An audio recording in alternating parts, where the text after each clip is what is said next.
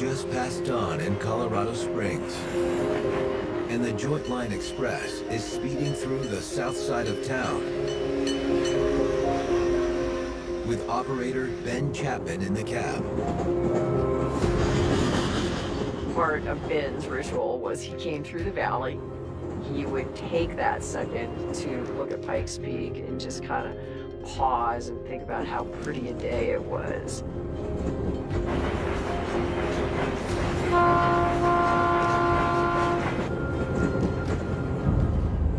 But as the train passes through the shadows of the peak's eastern slope, something on the tracks grabs Ben's attention. He sees an odd shape, and it's red. And neither of those things goes with train track. He's trying to figure this out as they approach. And it begins to register.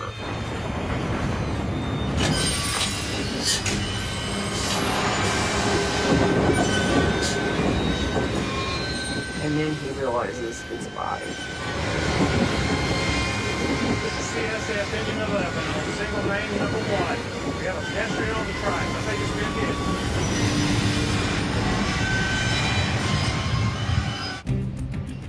At a corner shop across town, Lt.Joe Kenda is getting ready to head into the office. I got up particularly early that morning, earlier than usual. I decided I was going to read the paper and get a game plan together on what we're going to do today. Go, Kenda. Patrol generally doesn't call homicide unless there's a reason to. Unit 2 has responded to a body on the railroad tracks. What's the location? 200 Mesa Road. 10-4, I'm on the way. So immediately, whatever game plan I might have had no longer exists. 10 minutes later, Kenda rolls across railroad tracks that have carried freight through Colorado Springs for more than 100 years.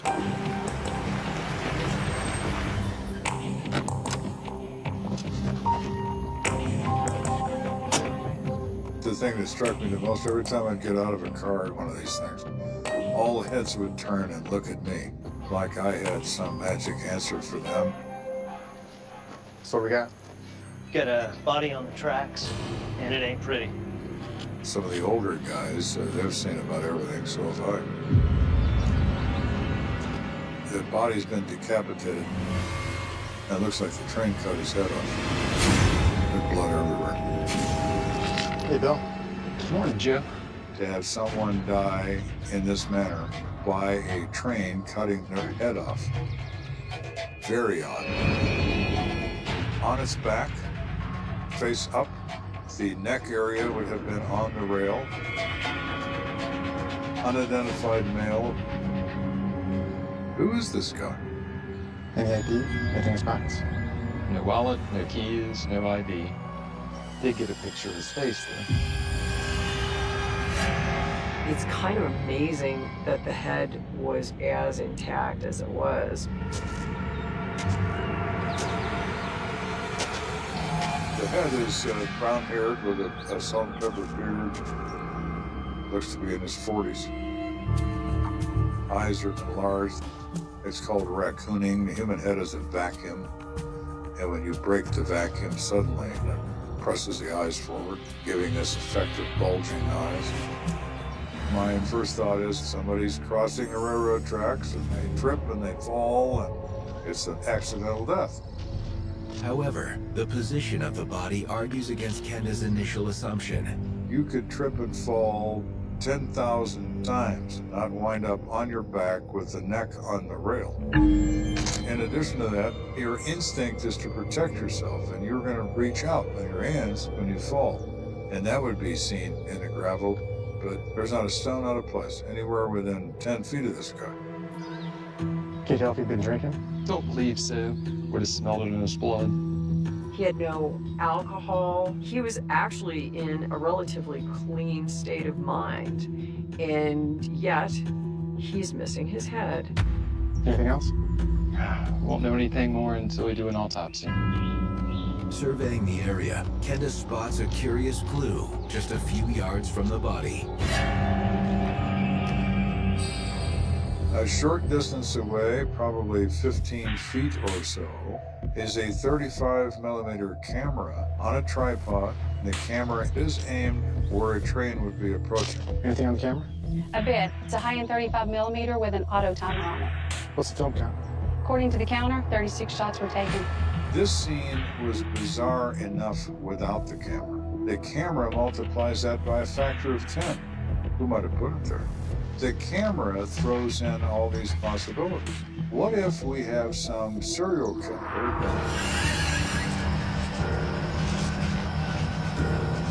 someone who has multiple victims, kills because they like it, killing for the sake of killing, who wants evidence of his work? Serial killers always keep what's called a treasure trove. They keep effects of their victims. They take photographs of their victims. They write symbols, whatever. Look at me. Look what I do. Do I scare you? Because you should be afraid of me.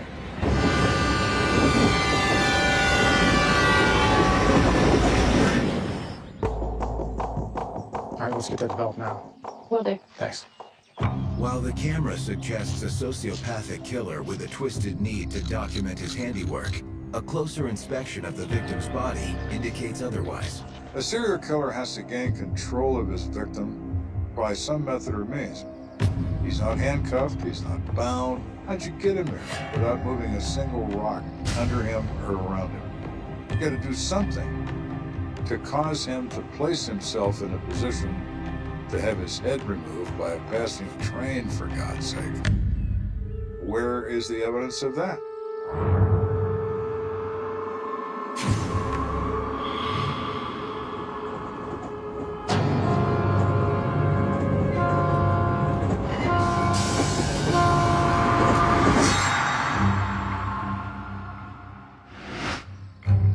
The most likely of all the scenarios is a stunt gone wrong. That's entirely possible.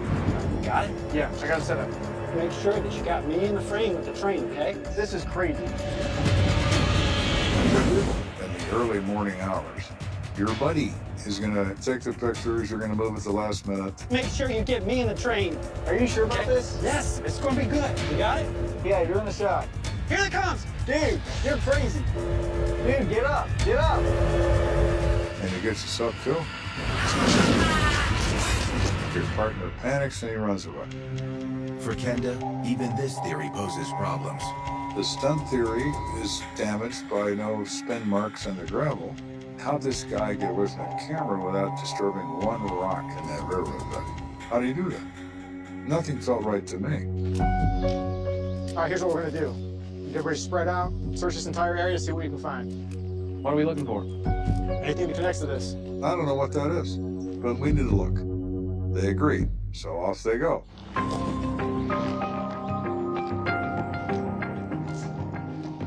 For hours, Kenda's men search for clues along the railroad tracks. They don't find anything. They don't find a camera case. They don't find a wrapper from film. They don't find anything that looks like it might be part of this. Okay, how does he arrive in the middle of nowhere? How's he get here? He didn't come here by helicopter. He wasn't dropped here by a crane. He walked here. And then, as if struck by lightning, Kenda realizes just what he's up against. Everybody stop where you are.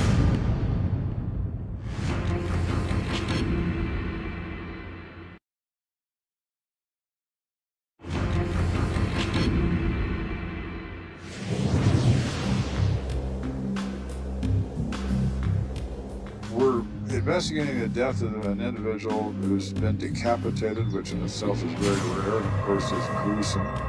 What a bizarre way to die. This looks like nothing anybody can figure out. After 6 fruitless hours of searching for clues to a possible homicide, Lieutenant Kenda is feeling frustrated when suddenly it comes to him. Everybody stop where you are.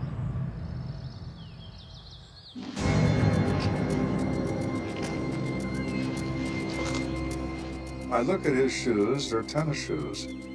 So they have a distinctive pattern that would show up in a footprint. Despite all the footprints nearby, the victim's distinctive shoe pattern stands out. So now our new search is footprints. There's dirt after the gravel ends. Let's see if we can find the shoe prints and their direction of travel. Where did he come from? Can we track it that far? Green plastic? Yes, sir. It's in the car. There is a way to cast a footprint in dirt.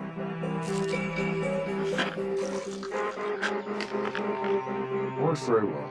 And you pour plaster of Paris into it and very quick hardening. It only takes a few minutes to make. Perfect match. So now we know it's his shoes. Where's it go? More importantly, where's it begin? How does he get here? Clarence, I need you to follow those footprints. See where he came from. Yes, sir. We had one man looking in the dirt very carefully to see if he can follow it to wherever a dead print came from, which translates into a great deal of time. Detective Larson manages to trace the steps a few hundred yards south to where they snake off into a patch of brush. My detective disappears into the bushes. And we're waiting for him to say something. I'm not a patient person, but I'm waiting anyway, because I have to. Finally, his voice comes back through the tree line. Car! Woo. Let's go. Kenda and his men make their way through the brush, eventually emerging onto a dirt road. Bingo. This car is found 900 feet in distance from where the victim is laying. There are no footprints on the passenger side, suggesting the victim was alone and not forced here by some serial killer. But Kenda does quickly find one vital clue: a name. The Renwick Pope, address south side of town. Now let's get the vehicle towed. Yes, sir. I'm gonna go ahead and call in for a search warrant. Sir. We have the car towed to the evidence garage because that's our custom. But I want more of the victimology. Who is Renwick Pope? He lives in an apartment. He apparently lives alone. So we go to this address. We get the resident manager to give us a master key to get in his apartment.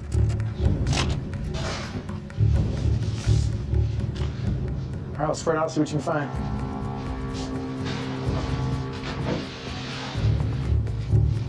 Lieutenant, this looks like our guy.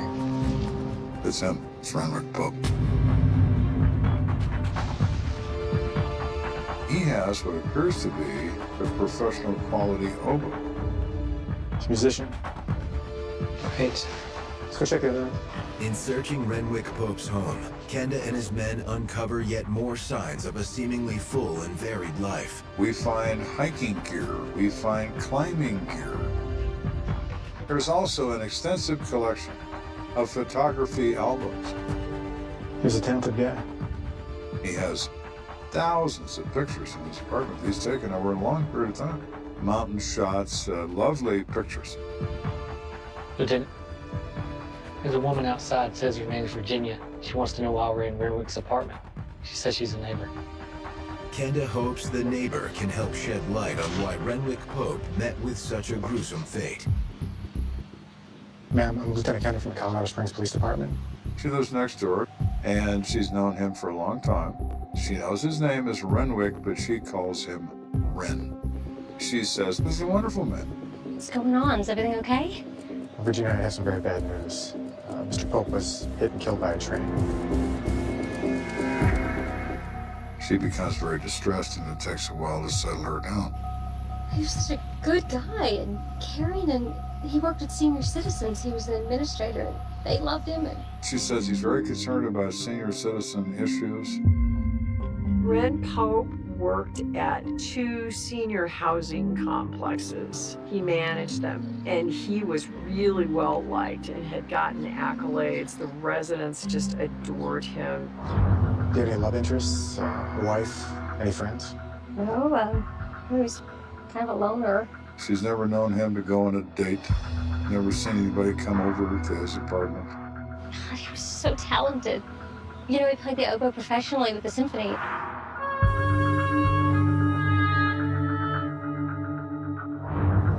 How does something like like this happen to such a great person? Well, that's what we're trying to find out. Thank you.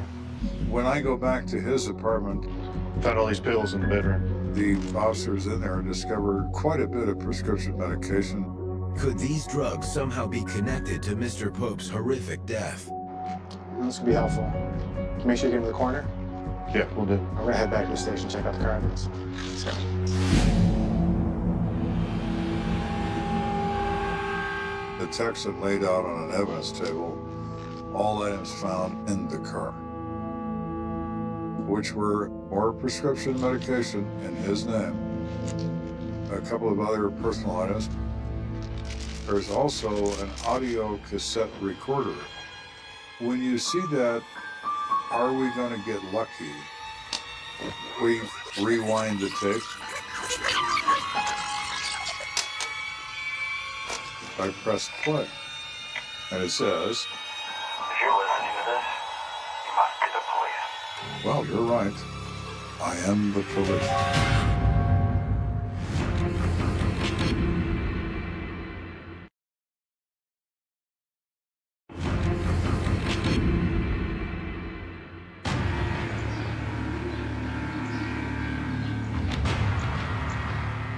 We are investigating the decapitation death of one Renwick Pope.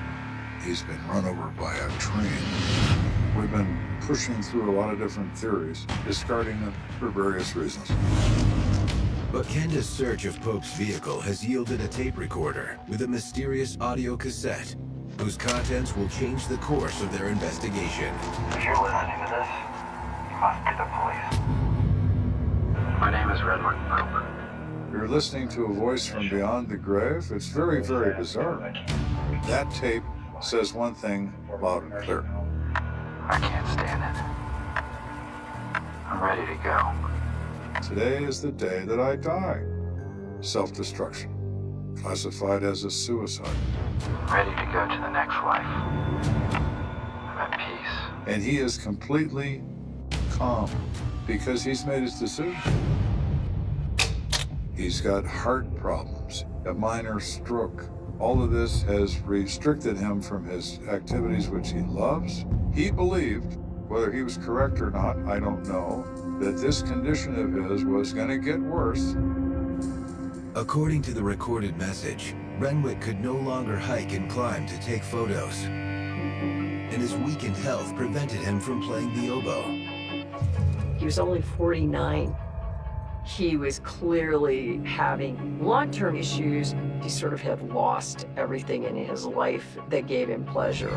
And it leads him into a spiral of depression from which he is unable to recover, resulting in him selecting the oddest method I have ever seen to end his day.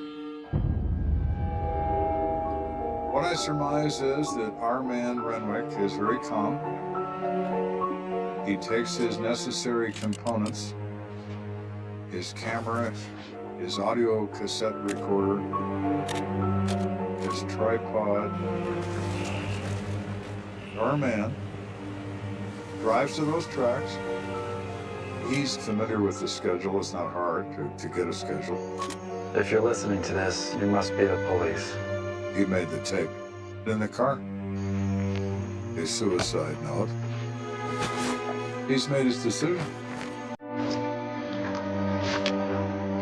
The only way out is death. And that's the path he selects. Kenda knows the train that struck Renwick Pope passed through just before dawn.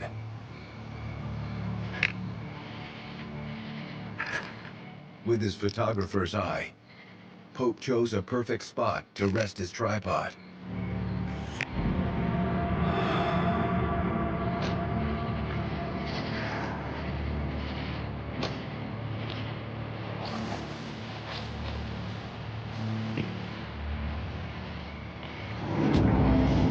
He very calmly lays down in the tracks and waits.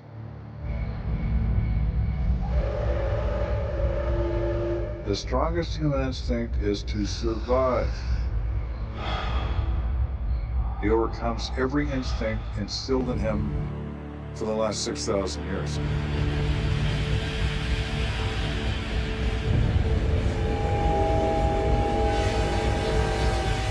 I further cannot imagine anyone any more determined than he was to die.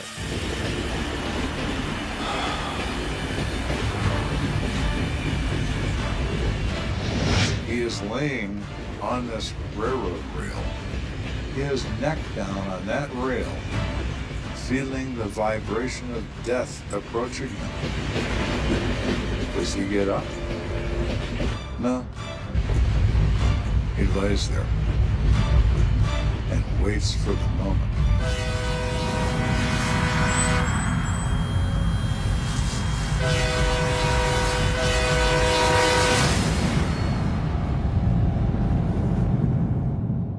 Wow. The train that hit him was the 6:33 train. The conductor never saw it in the dark. A 6:42 train is the one that spots the body on the tracks and calls it in. So our theories have come down to the fact of the matter.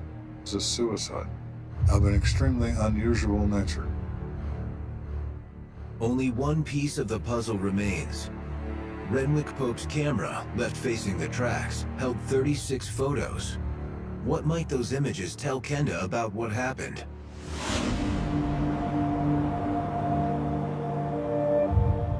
Later that day, Kenda is finishing up the case files.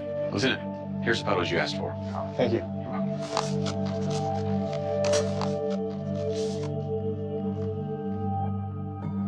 Of the 36 exposures on that film, 35 of them are the standard scenery shots he takes.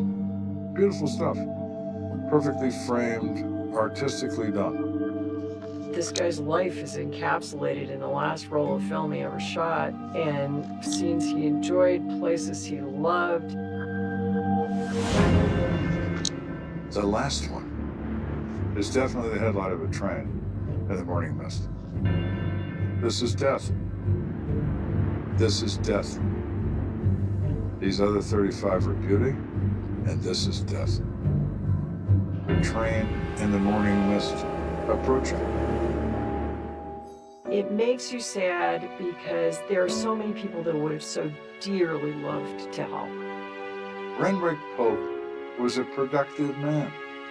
He gave old people what they needed the most at the time they needed it the most.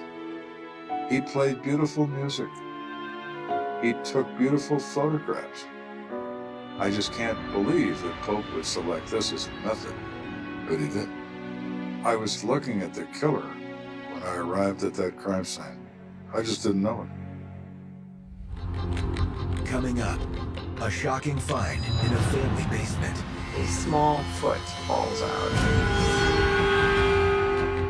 You have a dead person in your crawl space and you don't know who they are.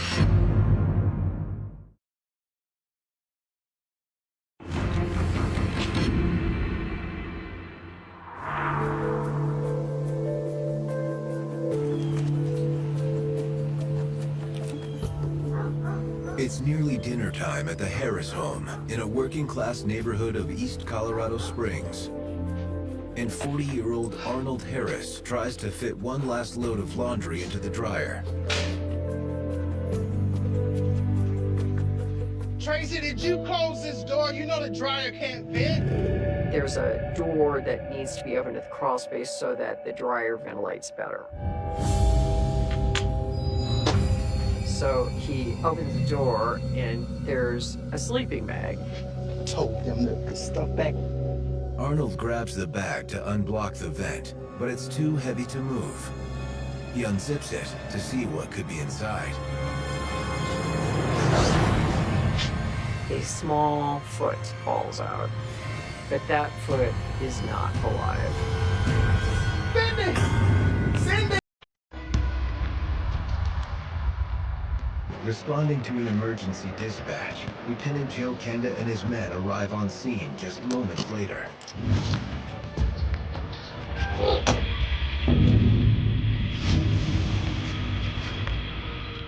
So what we got? 911 call came in from an Arnold Harris, 40-year-old male. Is he doing on the property? Yes, sir. Who's the victim? They don't know. Unidentified teenage female. No ID. EMTs checked her vital signs, and she's clearly been dead for some period of time, several hours in their opinion. Any other family present? His wife Cindy, 2 teenage daughters. They've got a son, 19, but he's not here. All right, let's take a look. While officers gather statements, Kenda seeks out Arnold Harris. Excuse me, sir. Yes. Lieutenant Kenda. She found the girl? Yes, I did. Any idea who she is? No, we don't know who she is. You have a dead person in your crawl space, and you don't know who they are, and there's no outside entrance into the basement. That struck me as very, very odd.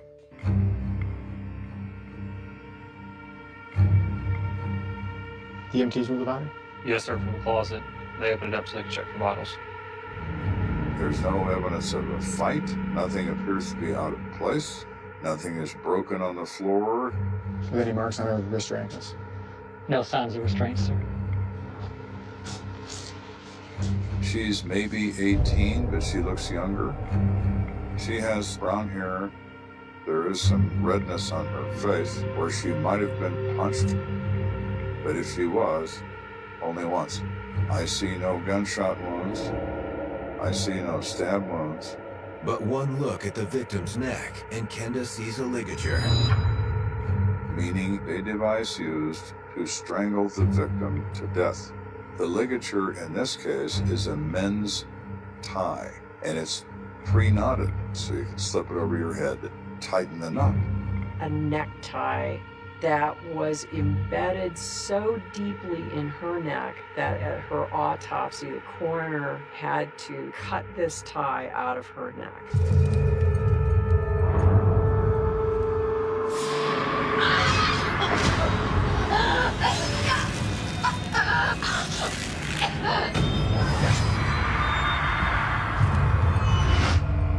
The neck is very strong. You can't strangle somebody in 30 seconds. It takes 2 minutes or so before they actually die. He's watching the look in her eyes while she's dying. Strangulation is a crime of passion. It's hugely a crime of dominance and submission. You have to be close. That person is fighting. In Kenda's experience, crimes of passion are often accompanied by a sexual attack. The EMTs find any signs of sexual assault? No signs of sexual assault either. Her clothing is intact, all of her clothing. The only thing that's happened to her is somebody killed her because they really wanted to. Check all the windows? Yes, sir. There's a bunch of dust on them. Doesn't look like they've been opened. Thank you. The only way into this basement is the staircase. And who's upstairs? The family. So we are obviously in the right church. We just haven't gotten in the correct pew yet. Kenda's suspicions about the family grow once he observes how calm they are about the murder. Normally, you've got people wringing their hands and they're screaming, "Oh my God." In this house, it looks as if nothing's happening. Honestly, when I got here, the mom and the kids are in the kitchen cooking tacos and laughing it up. She didn't come home. So yeah, it's been kind of... Is someone on the phone? You have to contain people in a crime scene. You can't allow them to make telephone calls. You have no idea what they're doing. Arnold's wife, Cindy, is speaking in a hushed voice. Who are you talking to?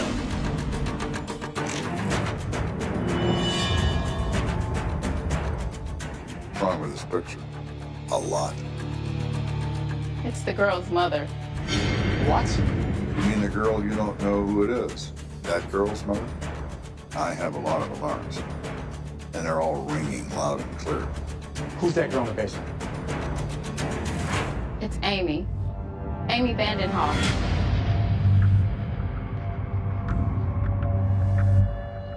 Man, this is Lieutenant Kenda from the Colorado Springs Police Department. I'd ask you a few questions about a young lady. When I described this girl, her mother said, "That's my Amy." This is hard.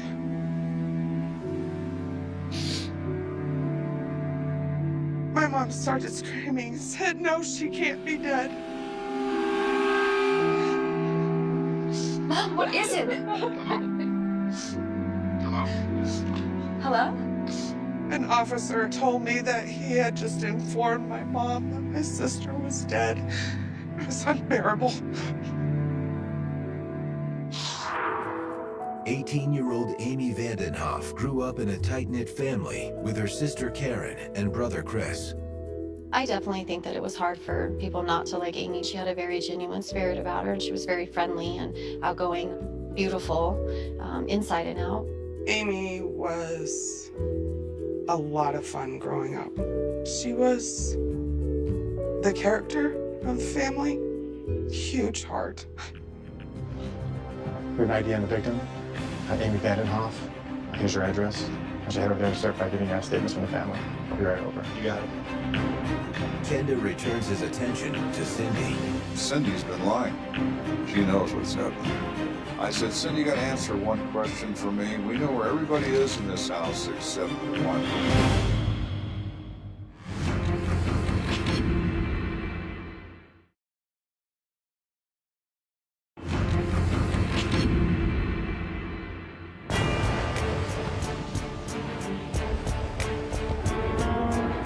We're investigating the murder of an 18-year-old girl who's found in a crawl space of a house, strangled to death.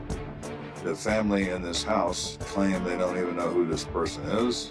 And all of a sudden, they know who it is. Amy Vandenhoff. People lie for a reason, and Cindy's been lying. Kenda suspects it's all to protect the one Harris family member not present, their 19-year-old son. What's your son's name? Marvin Evans. According to Cindy, Marvin is a college freshman, a straight-A student with a big heart and big dreams. Marvin Evans was the star quarterback at his high school, went to Colorado State University to study sports medicine with the idea of then going to med school. Very well thought of by everybody that knows him. What's Marvin's connection to Amy? He's her ex-boyfriend, but they're done. They broke up months ago. Somebody else did this. Maybe somebody else did. But we need a starting place, and for right now, Marvin will do nicely. Where's Marvin at? That's enough. I don't think I should talk to you anymore without my lawyer. My girls don't want to talk to you. My husband doesn't want to talk to you. Get them all out of them with separate police cars. Yes, sir. And get a search warrant ASAP. Yes, sir. Go with me. Now the focus moves to Amy's household. Across town, the Vandenhoff family is all at home. Amy's mother, Mary, her sister, Karen, and younger brother, Chris. Kenda confirms that Amy and Marvin were romantically involved. Tell me about the relationship between Marvin and your sister. They started off really happy. They seemed really in love.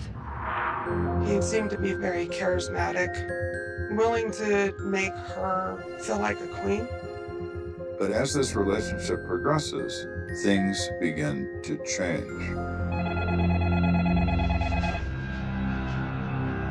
Hello? To me, it seemed like the phone would never stop ringing, and it was always Marvin.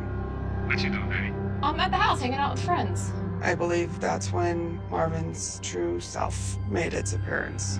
Marvin accuses Amy of having other boys in her life. I haven't done any of that. He accuses her of all these terrible things of which she's done nothing.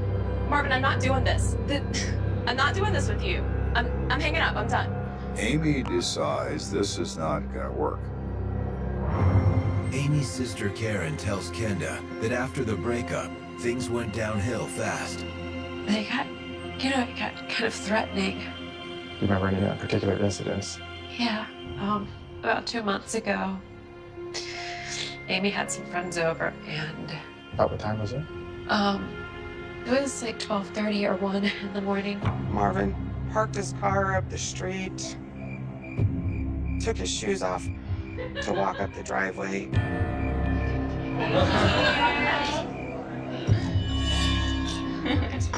So, Amy? Oh my God. Marvin's outside. What? Call the police. What's he doing? Chris?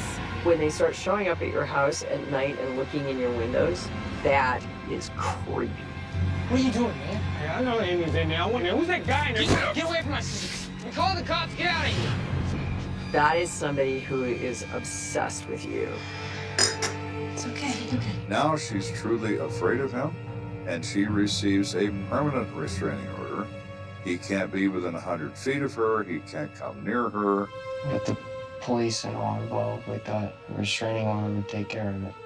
But according to Amy's brother Chris, Marvin wasn't fazed by the restraining order. I'd still see Marvin driving slow right by our house. How often was that? Maybe 40 or 50 times. And he would call and he would say the most terrible things to my sister. Even though he thought he loved Amy, he needed to possess her so badly. Chris says the last time they saw Amy, she was making brownies with Karen. It was around 1 p.m. that day, and the phone rang. Hello? She goes in the bathroom and closes the door. I gotta pop out for a few minutes. What about the brownies? Amy said, I'll be back in 10 minutes. Take the brownies out of the oven. I love you, and left. According to Chris, 10 minutes turned into an hour, then 2. By that evening, everyone was worried. Finally, around 6:30, the phone rang. Hello? Amy?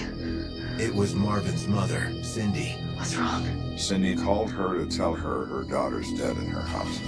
I never saw her again.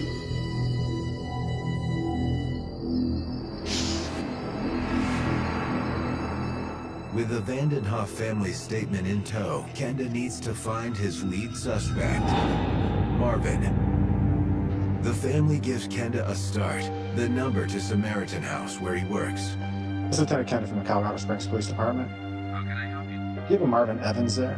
I said, oh yeah, he came in and reported for work at 3 o'clock. But then he suddenly left. And that's not like him. It's not like him at all. Do you have any idea where he might be? I have no idea where he went. All right. Thank you. He's not home, and he's not at work. So my focus now becomes that house where Marvin resides. And I get the call. Marvin Evans just walked into police headquarters.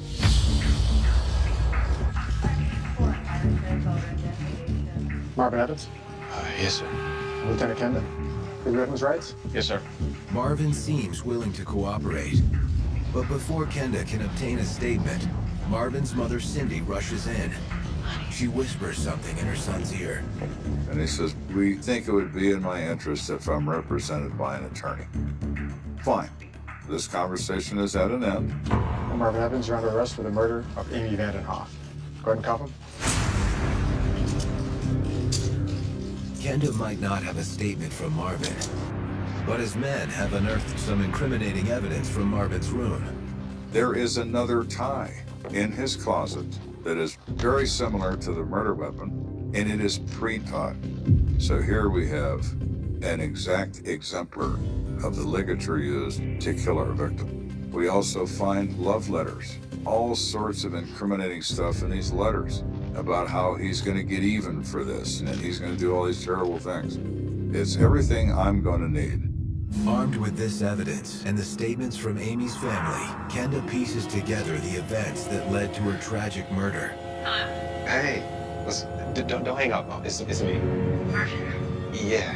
I think that Marvin called her and maybe offered to relent, maybe offered to get back together. It was in her nature to want him to get help and not to be on bad terms with him. And, you know, she did care for him. They're in his room. She's probably sitting on the bed. She hasn't even taken her coat off because she's not staying. I'm sorry about how I've been acting lately. It's just been a lot. But, you know, I need you. Marvin, I think you need help. Hey, that's the thing. You are my help. No, I'm not. He couldn't get it into his head that he wasn't going to be able to make this work. Is it somebody else? You're acting crazy again. No, you're acting crazy. I got a slut for a girlfriend. I'm done. I'm done. I'm done.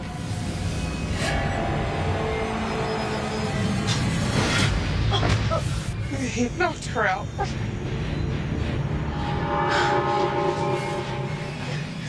He grabs something convenient, which is the tie.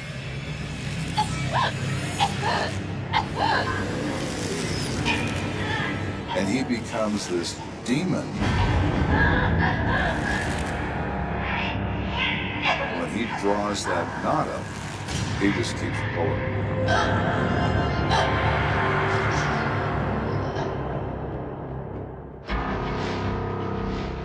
And emotional killing.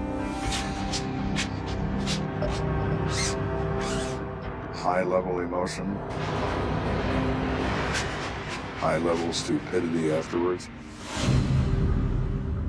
Marvin Evans is tried and convicted of second-degree murder. He is sentenced to 34 years in prison, but in 2014 was released on probation. He actually did maybe a little more than half of the sentence that he was given. And it's a life sentence for us. It's not anything I would wish on any family, ever.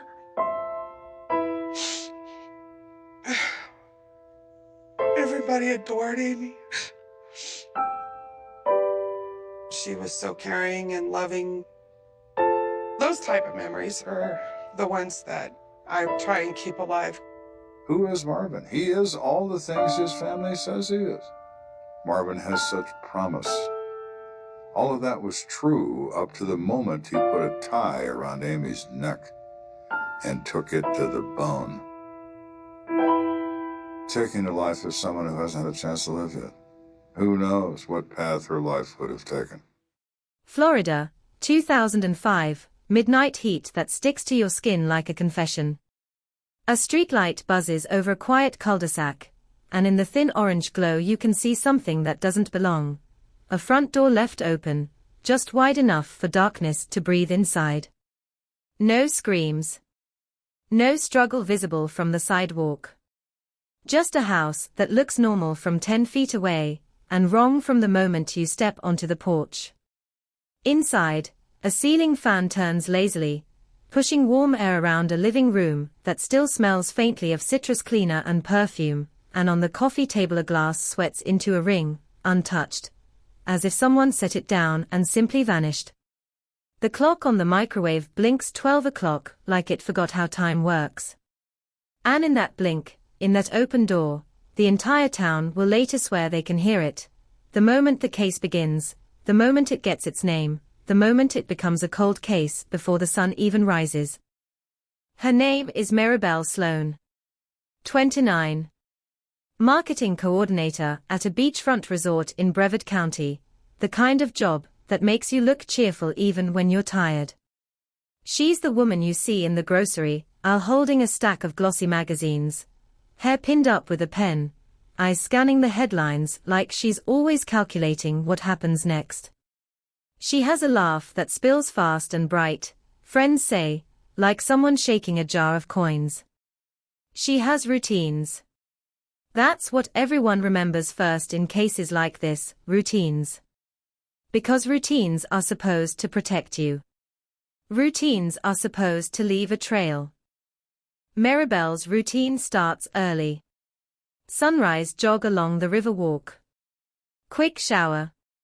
Coffee on the porch with her laptop balanced on one knee.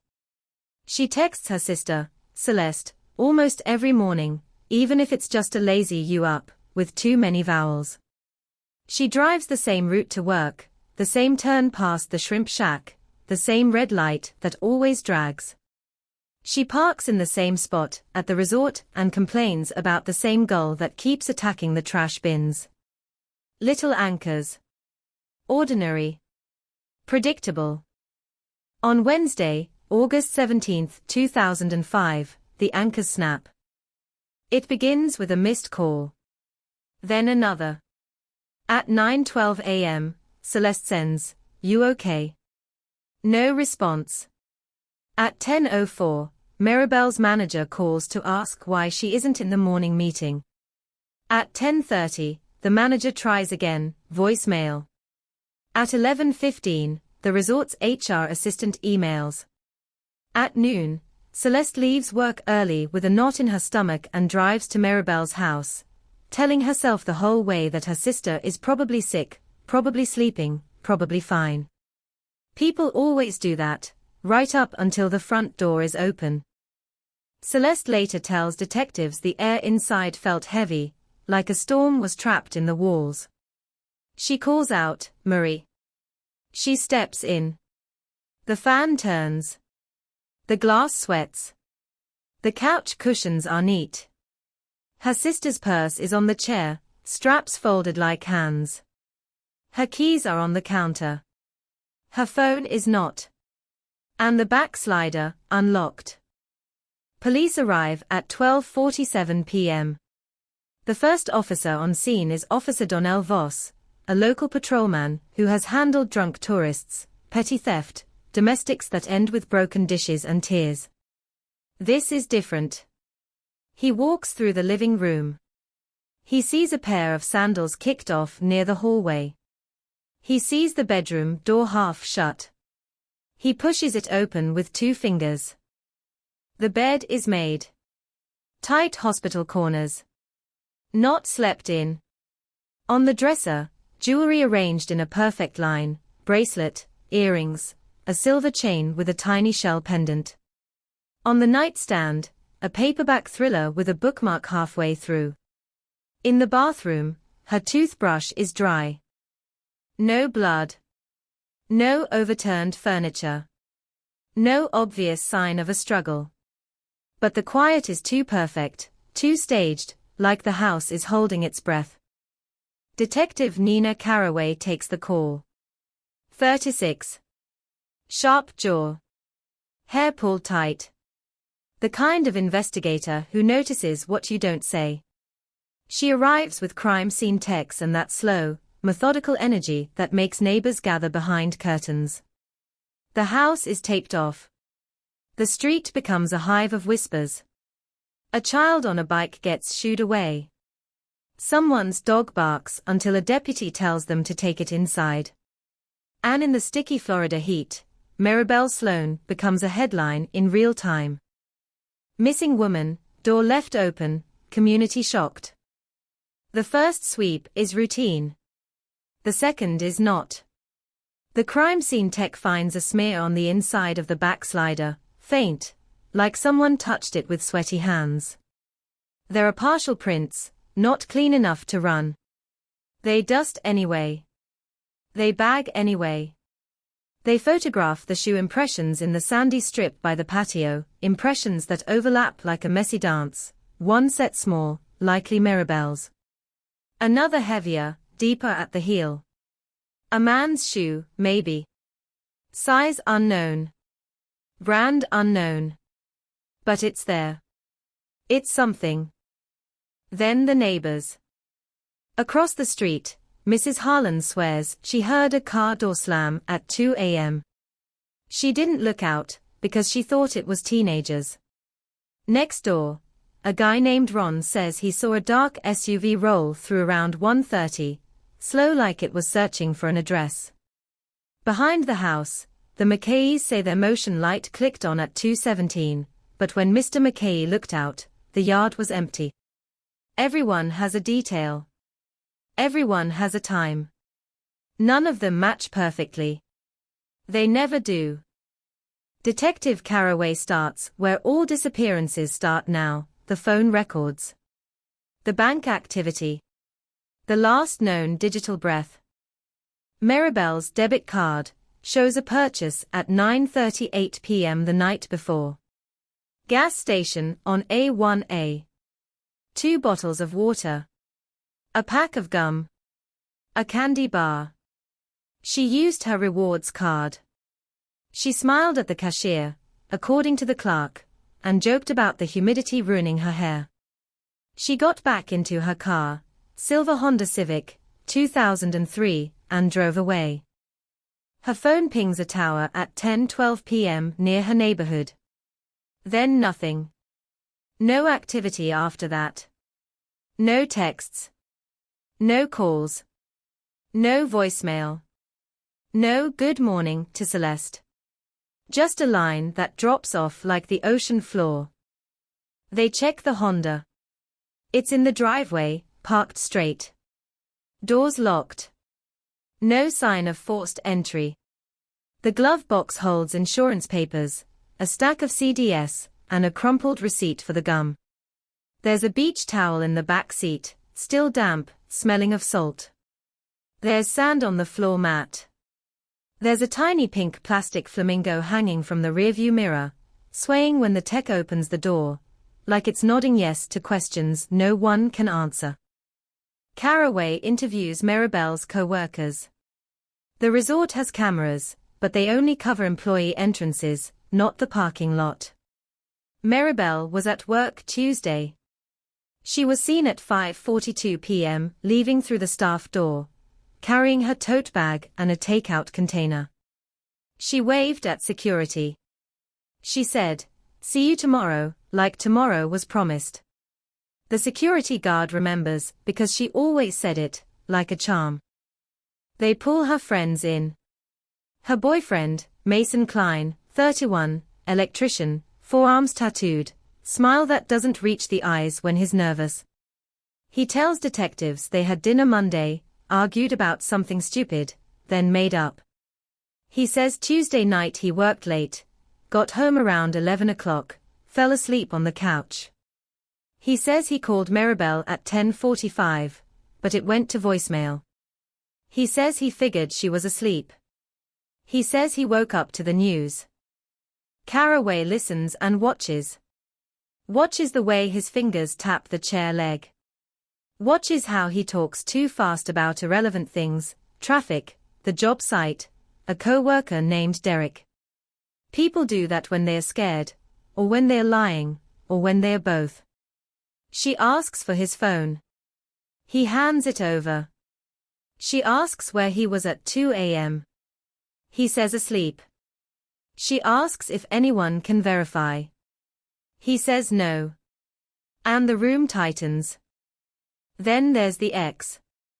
A man named Tyler Rusk, 34, once a bartender, now floating job to job. He dated Maribel 2 years ago. Their breakup was messy. Celeste says Tyler didn't accept it. Tyler says he did. Tyler says he hasn't spoken to her in months.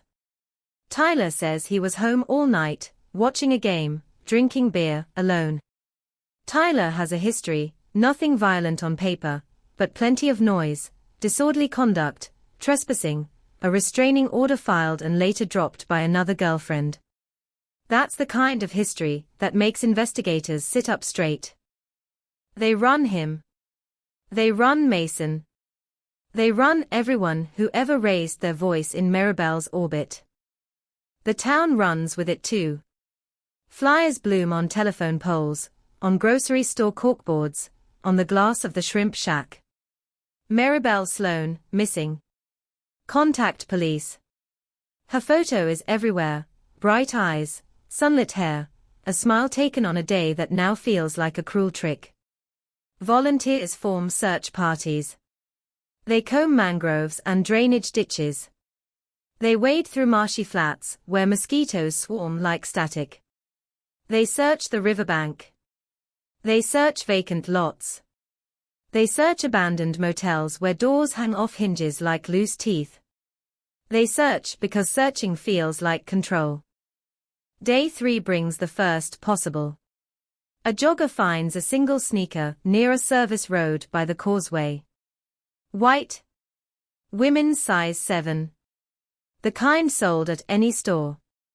They hold it up like evidence, and the air crackles with hope and dread. The tech bags it. The lab checks it. It's not hers. Day 5 brings the first lie. Cell data places Maribel's phone pinging again, briefly, at 3:09 a.m. the night she vanished, not near her home, but 17 miles west, near a stretch of industrial warehouses and scrubland. A lonely place. A place you don't go by accident. A place you go if you know where you're going, or if someone is taking you there. The ping lasts seconds. Then the phone is dead. Caraway drives it herself. The roads out there are flat and dark, lined with palmettos and chain-link fences. The air smells like hot asphalt and stagnant water. There are warehouses with loading docks like open mouths. There's a canal running behind them, black as ink. She stands under a buzzing security light, staring at the still water, and she feels it, the sick pull of possibility. If something happened here, it happened fast. If someone came here, they came with purpose. They drag the canal. They bring in divers. They bring in dogs. The dogs bark, then lose the scent. The divers find shopping carts, rusted bikes, a safe that's been pried open and dumped. No body. No phone. No Maribel. The community starts to split into camps. One camp believes it's the boyfriend. The other believes it's the ex. Another whispers about a stranger, a drifter, a predator passing through. Florida is full of highways. Full of people coming and going. Full of dark stories that slide under the surface like gators in a canal. And then, the detail that won't stop crawling under people's skin. On the kitchen counter, near the keys, Caraway notices a small spiral notepad. Grocery list. Simple. Milk. Coffee filters. Limes. And at the bottom, written in blocky letters that don't match Maribel's handwriting, call ME. No name. No number. Just those 2 words, heavy as a warning. They dust the notepad. Partial prints. Smudged. Unusable. They take it anyway. They bag it like it might still be warm. At night, Celeste sits on Maribel's porch, staring at the streetlight that buzzes and flickers. She listens to the fan turning inside the empty house. She calls Maribel's voicemail, just to hear her recorded greeting. She says, "Please, Marie," into the dark, as if the dark can deliver messages. She starts to sleep with her phone in her hand. Every vibration is a jolt. Every silence is a wound. Detective Caraway keeps working, hour after hour, case file thickening like a storm cloud. She has the open door. The missing phone. The strange note. The unexplained tower ping. She has 2 men with shaky alibis. She has a town vibrating with fear and rumor. She has a crime scene that looks too clean, too quiet, too controlled. And she has the most dangerous thing in any investigation, a clock that will not stop moving, dragging the case toward the edge where hope freezes and evidence decays. Because in Florida, the heat doesn't just press down on you. It cooks things. It erases things. It makes prints blur and memories warp. And somewhere between the orange streetlight and the black canal, someone out there knows exactly what happened in that open doorway, in that blinking microwave clock, in that gap where a woman's life should still be, someone who has been breathing normally ever since, walking in daylight, buying gum at gas stations, smiling at cashiers, watching the town search itself raw, and thinking, maybe, that time will do what time always does. Make it go cold. The heat keeps working on the house after the tape goes up, baking the porch boards, softening the edges of every footprint, turning every hour into an accomplice, and Detective Nina Caraway knows this case will either break fast or freeze forever. So she moves like someone trying to outrun a closing door. She starts with the easiest truth to verify and the hardest lies to crack. She sends a tech back to the gas station on A1A, not for the receipt, not for the gum, but for the eyes that saw. Maribel last, for the camera that might have caught the angle of her face when she turned away from the counter, and the clerk, a college kid with a sunburnt nose, points to the monitor, and says the footage overwrites every 72 hours unless corporate flags it, and Caraway feels something in her chest go sharp, because she knows what that means.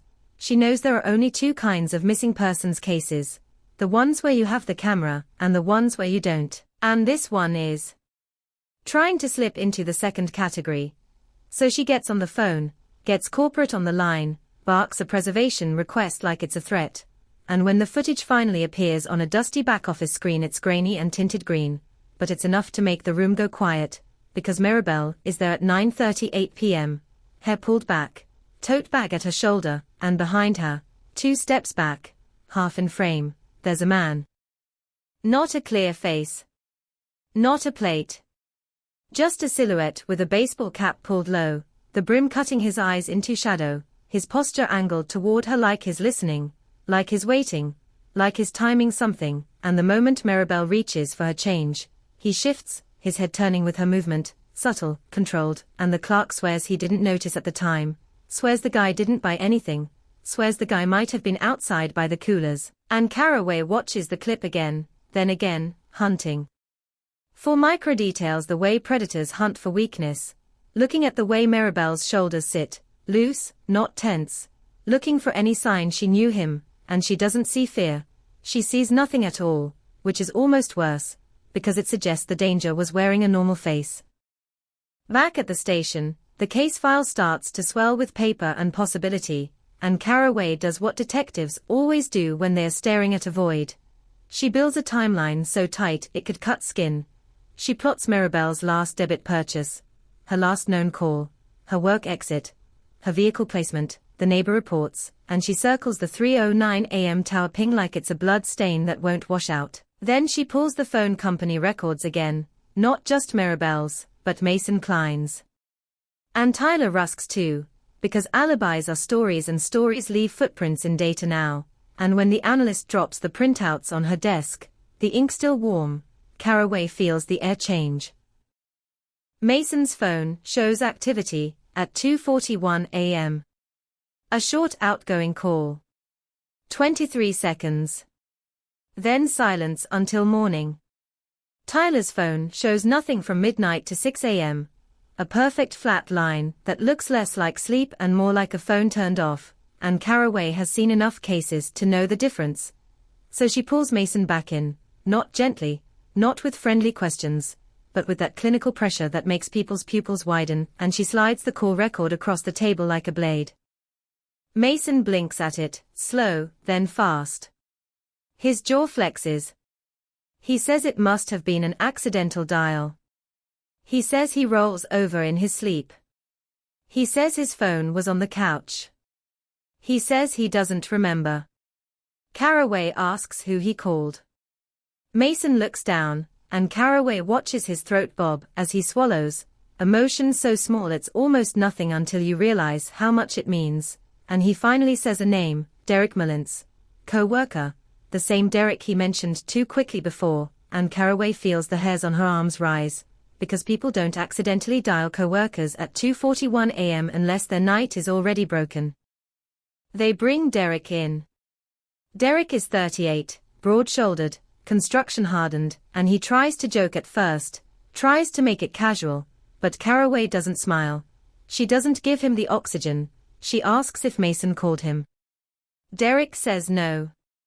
Caraway raises an eyebrow. Derek says maybe he missed it. Caraway leans forward and the chair squeaks, loud in the room, and Derek's eyes flick to the door like he wants to run through it. Then he admits Mason did call, yes, 20-something seconds, but it was nothing, just Mason asking if Derek had heard from Maribel, which makes Caraway's stomach drop, because it means Mason was thinking about Maribel at 2:41 a.m., hours before anyone noticed she was missing, and she watches the lie die in the space between Derek's words and Mason's earlier denial. Outside the interview room, the chief wants to push hard on Mason. The prosecutor's office asks if they have enough for a warrant.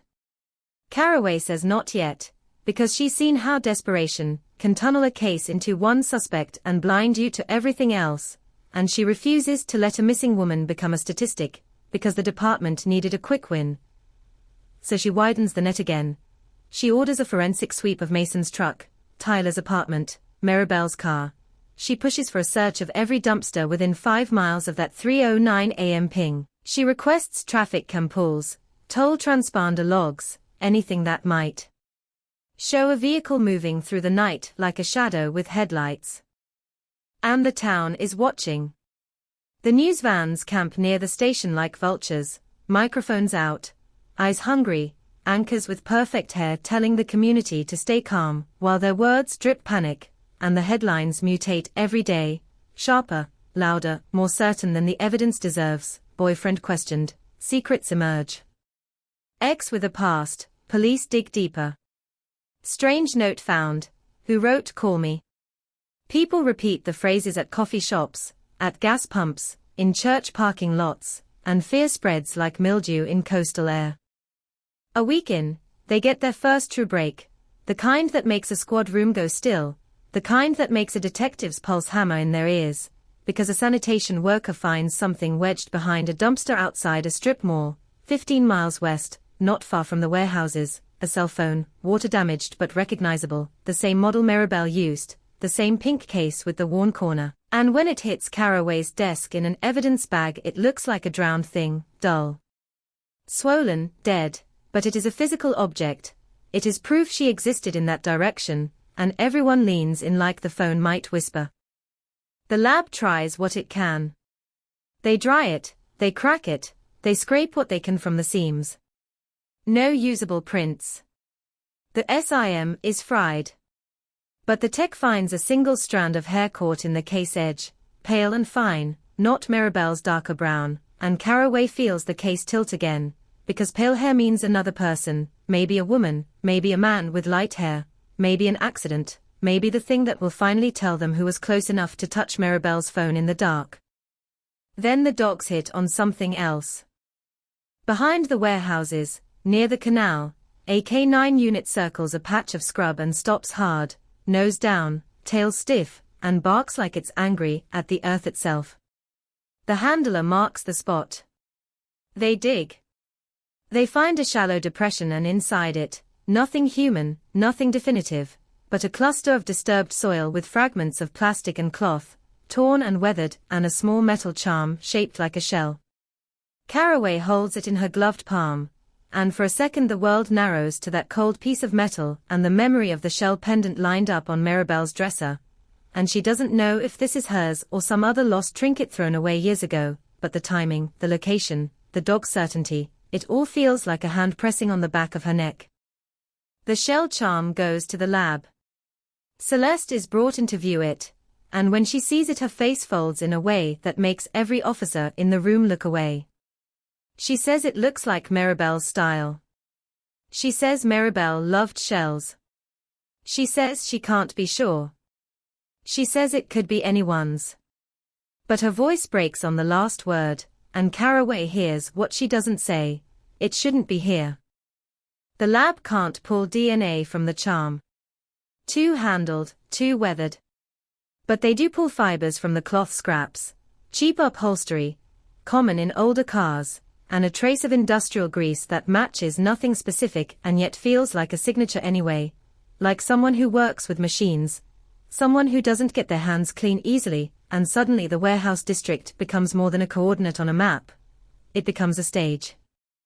Caraway returns to the neighborhood at night, alone this time, because daylight lies, daylight smooths edges, and she wants to see what the offender saw. She wants to feel the angles, the blind spots, the way the streetlight buzzes and flickers like it's failing. She walks the sidewalk, counts the steps, stands where the dark SUV was reported, looks at Maribel's porch and imagines the door opening in silence, imagines a voice low and close, imagines Maribel stepping back, because she recognizes the shape of the person in front of her, or because she doesn't want to make a scene, and she hates how easy it is to imagine both. She knocks on doors again. She asks about contractors, delivery drivers, anyone who had reason to approach the house without raising suspicion. One neighbor mentions a man in a reflective vest who came by 2 days before, claiming to check utility lines. Another remembers someone leaving a flyer on the mailbox, something about home security systems. Someone else says there was a painter working down the block who kept staring too long. Caraway writes it all down, and the list grows like a sickness. Too many strangers, too many plausible masks. Mason's story begins to fray in public, even before it frays in court. Friends pull away. Co-workers stop answering his calls. He shows up at a candlelight vigil and stands too far from the circle, eyes darting, and the camera catches it and loops it on the evening news, and the community decides what it wants to believe, because belief is cheaper than uncertainty. Tyler Rusk, meanwhile, starts posting online, angry, defensive paragraphs about being framed, about cops harassing him, about Mirabelle still caring, because she always did, and the words don't sound like love. They sound like possession, and Caraway reads them at 2 a.m. in her office and feels her jaw tighten until it hurts. Then another detail crawls out of the shadows, small at first, almost nothing, the kind of thing that would have been ignored if someone hadn't finally decided to speak. A woman calls the tip line and says she worked at the resort with Mirabelle last year. Says she didn't want to get involved. Says she's scared. Says there was a guest, an older man, wealthy, local, always tipping big, always asking for Mirabelle by name, always leaning in too close, and Mirabelle joked about him being creepy, but also said management wanted her to keep him happy, because he brought in business. The caller says she once saw him slip Mirabelle a folded note. The caller says Mirabelle looked pale after reading it. The caller says she asked what it was and Mirabelle said, nothing. Just weird. Caraway's fingers pause over the file, because on the kitchen counter there was a notepad with 2 words that didn't match Mirabelle's hand, call ME.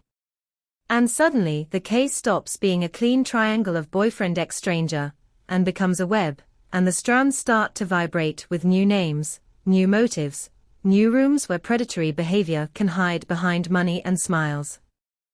She requests the resort's guest logs. She requests VIP lists. She requests the name of every man who demanded Mirabelle's attention like it was owed, and the resort's legal team pushes back at first, slow and careful, but the word missing has a weight that bends rules. So the documents arrive, thick and sanitized, and Caraway flips through them, scanning for patterns, for repeats, for anyone with a local address who didn't check out when they should have, and the pages smell faintly of toner and denial.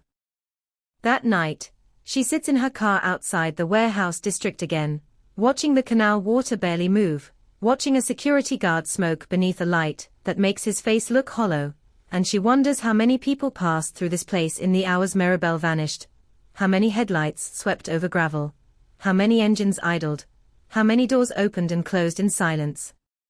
She thinks about the pale hair caught in the phone case. She thinks about the shell charm in the dirt. She thinks about the 2:41 a.m. call that shouldn't exist. She thinks about the man in the baseball cap on the gas station footage, positioned just close enough to be nothing and yet too close to be ignored. And somewhere, out there, someone is listening to these headlines like they're weather reports, calm on the surface, waiting for the storm to pass, because in cases like this, the offender doesn't need to outrun police forever. They just need to outrun urgency. They just need to survive the first 2 weeks while the town still cares, while the searchers still walk the ditches, while the news vans still idle outside the station. After that, attention drifts. People go back to work. Posters fade. Tips stop coming. And the case, if you don't catch it, hardens. Caraway opens her notebook and writes a single line, hard enough to tear the paper. Someone wanted her to come quietly.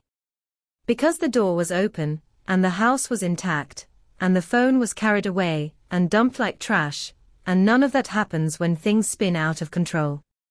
That's planning. That's confidence. That's a person who believed they could take a woman out of her own life, without making a sound loud enough to wake the street. She looks up at the dark warehouses, at the canal, at the black strip of road leading back toward town, and she feels the case breathing, not dead, not yet, but alive in a way that is almost cruel, alive with the possibility that the next call, the next tip, the next overlooked camera angle could finally show a face, could finally name the hand that wrote Call ME, could finally explain why a marketing coordinator, with a tidy house and a bright laugh, became an absence so large it swallowed an entire community, and she sits there until the mosquitoes find her wrists, until the cigarette burns down to a filter, until the security light buzzes and flickers, and when she finally turns the key and pulls away, the canal stays behind her, silent, holding its secrets like it always has, like it always will, unless someone forces it to speak. The next morning the sun comes up like nothing happened, like Florida didn't swallow a woman whole and keep smiling, and Detective Nina Carraway walks back into the station with sand still stuck to her shoes from the warehouse district, her shirt collar damp, her eyes already tired of the word missing, because missing is a polite word. A word that buys time. A word that lets the world pretend there's still a clean ending. And she doesn't have the luxury of pretending, not when the case is already attracting the wrong kind of attention, the kind that turns grief into spectacle and suspicion into sport. So she pushes through the noise and goes straight for the resort records, the VIP list, the guest history that management didn't want to hand over until the phrase, active investigation, made their lawyers blink. The paper trail is neat, too neat, names in tidy columns, check-in dates, suite numbers, credit card codes hidden behind asterisks, and in the middle of it Carraway spots a pattern like a bruise under skin. One local name recurring, not weekly, not monthly, but whenever the resort hosted corporate mixers and charity luncheons, whenever the lobby would be full and the staff would be stretched thin, and a confident man could blend into the crowd like he belonged there. The name is Roland Vickery. 57. Real estate developer. Board member of 2 nonprofits. Donor. The kind of man whose face appears in the society pages holding oversized checks. The kind who calls people kiddo and expects them to laugh. He's not a guest, technically. He's a preferred partner. He doesn't need to book a room to move through the building like it's his. Carraway requests his history anyway, and the clerk in records hesitates, eyes flicking toward the lieutenant's office, like saying the name out loud might bring trouble, and Carraway leans in and says it again, slower, colder, until the hesitation breaks and the printout slides across the desk. Roland Vickery's cell number is on file. 2 assistants numbers 2. His office address. His coastal house address. And a note in the margin from staff, ask for Maribel S. Ask for Maribel. Not front desk.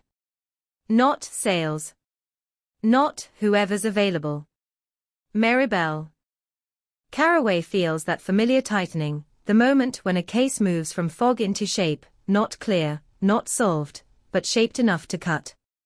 She pulls Maribel's work emails next, subpoenas the resort server, and the IT guy helps reluctantly, shoulders hunched like he wants to disappear, because digging through a missing woman's inbox feels intimate in a way that makes people uneasy. But the unease doesn't matter, the truth matters, and when the emails load, Carraway's eyes move fast, scanning subject lines, scanning sender names, scanning for anything that looks like pressure disguised as friendliness. There are harmless messages. Scheduling. Guest complaints. A happy birthday, chain. Then the tone shifts. Roland's name appears, and it's never obscene, never blatant, never cartoon villain, just a steady drip of entitlement. Are you around this afternoon? Call me when you get a minute. I'd like to discuss something private. You didn't get back to me. The timestamps cluster late, after business hours, then later, creeping toward night. And 2 days before Maribel vanished, there's an email with no subject, just a single line, we need to talk. Tonight. Carraway prints it. Holds it like it's radioactive. Because this is how predators write, when they've learned to keep their hands clean. They don't threaten. They imply. They create a shadow, and let the other person fill it with fear. She walks into the captain's office, and says Vickery's name. The captain's expression shifts, subtle, quick, like a man doing math he doesn't want to do. Politics. Donations. Influence. The kind of influence that doesn't show up in a file, but shows up in who returns your calls. Carraway doesn't care. She says she wants an interview. She says she wants it today. By afternoon, Carraway is sitting in a glass-walled conference room in Vickery's downtown office, air-conditioned, so cold it feels hostile, surrounded by framed aerial photos of luxury developments, marinas, golf courses, all the places where money turns land into status. Vickery arrives with a smile already in place, wearing a pale blue shirt that looks expensive in a way you can't name, and he offers his hand like they're meeting for lunch, not because a woman is missing. He calls her detective. He says he's terribly concerned. He says Maribel was a delightful young professional. He says he's happy to cooperate. Caraway watches his hands as he talks. They are manicured. Clean. No grease. No cuts. No sun. She asks when he last saw Maribel. Vickery says 2 weeks ago, at a fundraiser. Caraway slides the email printout across the table. Vickery's smile flickers, just for a beat, then returns stronger, smoother. He says he often emailed staff. He says he was coordinating a charity initiative. He says we need to talk was about business. Caraway asks why he requested it tonight. Vickery laughs softly and says his schedule is demanding. Evenings are sometimes the only time he can handle administrative details. Caraway asks if he spoke to her on the phone Tuesday night. Vickery says no. Caraway asks if he left a note for her. Vickery says absolutely not. Caraway asks if he's ever been to her house. Vickery leans back like the question is absurd and says of course not. Then Caraway asks a different question, one that isn't about Tuesday night at all. Do you own a dark SUV? Vickery's eyes hold steady. I have a Range Rover, he says, as if saying the brand is a shield. It's black. The room doesn't get louder. It gets quieter. Caraway asks where it was the night Maribel disappeared. Vickery says at his home. Caraway asks if anyone can verify. Vickery smiles again, wider. My wife, he says. And my security system logs. He leaves the interview still smiling, still calm, still wrapped in the confidence of a man who believes questions are temporary. Caraway steps outside into the heat and feels anger burn under her ribs, because she recognizes the type, charming, connected, careful. The kind of man who has spent decades learning how to look innocent. Back at the station she pushes for the security logs, the vehicle telematics, any data Vickery's lawyers can't charm away. She also pushes another direction at the same time, because she doesn't let one suspect become a religion, not in a case like this. She orders canvassing of every camera between Maribel's neighborhood and that warehouse district, because the phone ping and the dumped cell aren't theories, they are coordinates, and roads between coordinates leave traces. The problem is 2005 doesn't have cameras everywhere. Not like now. But there are still some, convenience stores, bank ATMs, a traffic cam near the causeway that mostly exists to catch tourists speeding to the beach. A patrol officer returns with a DVD from a gas station west of town, just off a 2-lane road lined with palmettos and billboards. The footage is worse than the A1A clip, washed out, jittery, but at 2:58 a.m., headlights cut across the frame, and a dark SUV rolls into view, pauses at the edge of the lot, then continues without stopping. No plate. No driver face. But the silhouette is wrong in a way Caraway can't ignore. Taller than most SUVs, boxier than a typical family car, the kind that looks like it carries authority. The timestamp is 11 minutes before the 3:09 a.m. tower ping. She rewinds. Watches it again. Again. The vehicle's brake lights flash twice, like a signal. It's a tiny thing, the kind of detail that would mean nothing if you weren't starving for meaning. Caraway writes it down anyway. Twice. Brake lights. Intentional. Or nerves. Then the lap calls about the pale hair from Maribel's phone case. Not a match to Maribel. Not a match to anyone in CODIS. But it's human. It's real. And it has a root, which means it can produce a DNA profile. The lab tech says they can develop a partial. Caraway stares at the phone in its evidence bag and feels a strange relief, because partial is still something, and something is a rope when you're standing over a cliff. That relief doesn't last. Because late that night, a call comes in from a deputy in a neighboring jurisdiction. They found Maribel's tote bag. Not at the canal. Not at the warehouse district. Not even near the phone. It's 30 miles south, in a drainage ditch beside a rural road that cuts through scrub and flat pine, the kind of road people drive when they don't want to be seen, the kind of road where the only witnesses are insects and moonlight. The tote is damp, stained with mud, but intact. And inside, receipts, a compact mirror, lip balm, a pen, a resort keycard, her ID. The things you take with you when you expect to come back. The things that say she didn't plan to disappear. There's no wallet cash. No phone. No car keys. No weapon. No note. Just ordinary objects, turned into a crime scene. Caraway drives down in the dark with the windows cracked, humidity thick, and when she arrives the ditch is lit by harsh spotlights, the kind that make everything look like a stage, and she walks the shoulder slowly, eyes scanning the grass for drag marks, for shoe prints, for cigarette butts, for anything a person would drop if they were nervous or rushing. The deputies found the bag, because a farmer's dog kept barking at the ditch like it smelled something wrong. The dog is still there, whining, ears back. The ditch smells like wet earth and algae. It's quiet in a way that makes Caraway's skin crawl. She stares into the black water and imagines a body weighted down, tied off, hidden in a place no one checks unless a dog insists. She orders the water dragged. She orders the area searched outward in widening circles. And then she hears it. Not a sound, exactly.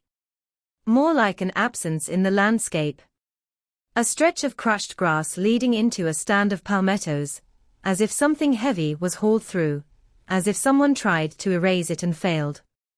She follows the trail with a flashlight, beam bouncing, and the palmettos open into a small clearing where the ground is disturbed, not like a grave, not like a neat hole, but like a struggle, mud churned, leaves shredded, a broken branch snapped low. And on that snapped branch, caught like a confession, is a strand of fabric. Blue. Thin. Familiar. She doesn't touch it. She calls the techs. She marks the spot. She stands in the clearing, surrounded by darkness, and feels the case lean toward something unbearable. Because this doesn't look like a place someone visited willingly. This looks like a place where control slipped. A place where someone lost patience. The fabric is bagged. The clearing is photographed. Dogs are brought in, noses down, and they pull toward the ditch, then back toward the road, then away again as if the scent is scattered, interrupted, contaminated by time and weather and the cruel chaos of Florida nights. The tech finds a cigarette, but in the grass. Brand, Marlboro Light. Common. But it's something. It goes into a bag too. When Caraway returns to the station at dawn, her coffee is cold before she drinks it, and the room feels haunted by every unanswered call. The media hears about the tote bag within hours. Someone leaks it. Someone always leaks it. And the headlines explode. Missing woman's bag found in ditch, fears rise. Search area expands, community on edge. People start locking their doors in daylight. Parents stop letting kids ride bikes past sunset. Businesses post handwritten signs, we close 87. Fear is contagious, and this town is breathing it in. Caraway brings Mason in again, because the tote bag location doesn't align with his claimed world, and she wants to see his reaction. Mason arrives pale, eyes red, as if he hasn't slept or has been rehearsing. Caraway doesn't soften. She slides a map across the table and points to the rural road. Mason looks and his mouth tightens. I've never been there, he says quickly. Too quickly. Caraway asks again, slower, as if the speed of the lie might change. Mason shakes his head. Caraway asks about the 2:41 a.m. call again. Mason's hands start to tremble. He says he panicked, because he hadn't heard from Mirabelle, and he knew she didn't like being unreachable. Caraway asks why he knew that at 2:41 a.m. Mason says he just had a bad feeling. Caraway asks what he argued with Mirabelle about Monday. Mason says it was stupid, nothing. Caraway asks if she mentioned being afraid of anyone. Mason says no. Caraway watches his pupils. Watches the sweat gather at his hairline despite the cold room. Then she brings Tyler Ruskin, because Tyler's anger online is escalating, and anger sometimes slips into confession when you squeeze it right. Tyler sits with his jaw clenched, eyes hard, and he says they are wasting time. He says the cops are incompetent. He says Mirabelle would have called him if she was in trouble because I'm the only one who actually knew her. Caraway asks if he wrote "Call Emmy" on the notepad. Tyler laughs, sharp, and says Mirabelle begged him to call her, not the other way around. Caraway says, "Where were you at 3:09 a.m.? Tyler says home. Caraway says, "Your phone went dark." Tyler says his battery died. Caraway says, "For 6 hours." Tyler's eyes flash. He says they can't prove anything. She can't. Not yet. And the case keeps slipping. Because the lab tests the cigarette, but no match in CODIS. The fabric. It's from a cheap blue polo shirt, the kind sold everywhere, the kind worn by landscapers and delivery drivers and men who want to look harmless. The tote bag holds trace DNA on the straps, too mixed, too degraded to isolate cleanly. The warehouse debris gives nothing new. The canal stays silent. The only thing that keeps breathing is that partial DNA profile from the pale hair in the phone case, a ghost profile, a shape without a name. Caraway can feel the pressure building from above, from the captain, from city council meetings where citizens demand answers with shaking voices, from the resort's PR team begging for the story to de-escalate, as if a missing woman is a fire that can be managed by optics. She hears whispers about her in the hallway, too aggressive, too focused on the wrong people, too willing to poke at donors. She ignores it. She keeps digging. She runs Vickery's name through every report she can get. She requests any prior complaints, any workplace incidents, any restraining orders. Nothing official. Clean. But clean doesn't mean innocent. Clean sometimes means protected. She calls a contact in another county, a detective who owes her a favor, and asks quietly if he's ever heard Vickery's name in a bad context. The detective goes silent for a beat and says, off the record, "Yeah. Rumors. Nothing that stuck." He says women talk. He says people don't file reports when the man has a foundation named after his mother. Caraway hangs up and stares at the wall for a long time, because she knows how this story usually goes. A woman feels cornered. She tells a friend. The friend says, "Just avoid him." Management says, "Don't make a scene." The man smiles. The woman disappears. And the community debates her choices instead of hunting the person who stole them. That evening, Caraway visits Celeste. Not in uniform. Not with paperwork. Just human, carrying the weight of a case that is becoming personal. Celeste's house is full of Mirabelle's things now, laundry baskets, framed photos, a perfume bottle on the counter like a shrine. Celeste opens the door with eyes that look older than they did a month ago, and Caraway can smell stale candles and sleeplessness. They sit at the kitchen table, and Celeste asks the question people ask when they are bleeding inside. Do you think she's alive? Caraway doesn't lie. She doesn't offer comfort she can't afford. She says, I think someone knows where she is. Celeste's fingers tighten around a mug so hard her knuckles go white. She says Mirabelle told her about a man at the resort. A man who wouldn't stop calling. Celeste says Mirabelle laughed it off, but her laugh sounded forced. Celeste says Mirabelle once said, if I disappear, it's not random. Caraway feels cold spread through her chest despite the heat outside. On the way out, Celeste hands Caraway something she found in Mirabelle's drawer after the search began. A small card. A business card. Thick paper. Embossed lettering. Roland Vickery's name. And on the back, in pen, 2 words, call me. Caraway holds the card and feels the room tilt, because now the note on the notepad isn't just ominous, it's a fingerprint of behavior, a habit, a signature. Vickery had been telling her to call him. Repeatedly. Persistently. And Mirabelle didn't call. Or she did and didn't tell anyone. Or she was forced to. Caraway steps into the night with that card burning in her pocket, the street quiet, the air thick, and she realizes the case is no longer drifting, it's being held down. Someone is pressing on it. Someone is counting on time. And if she doesn't find a way to pry this open now, before witnesses forget, before evidence rots, before the town moves on, Mirabelle Sloan will become a name on a faded poster, a face people half remember, a tragedy filed away, while the person who wrote Call Me keeps living like he owns the shoreline. Back in her car, Caraway stares at the card under the dome light, then turns it over and over, as if a hidden message will appear if she angles it right, and in that quiet she makes a decision that feels like stepping onto thin ice.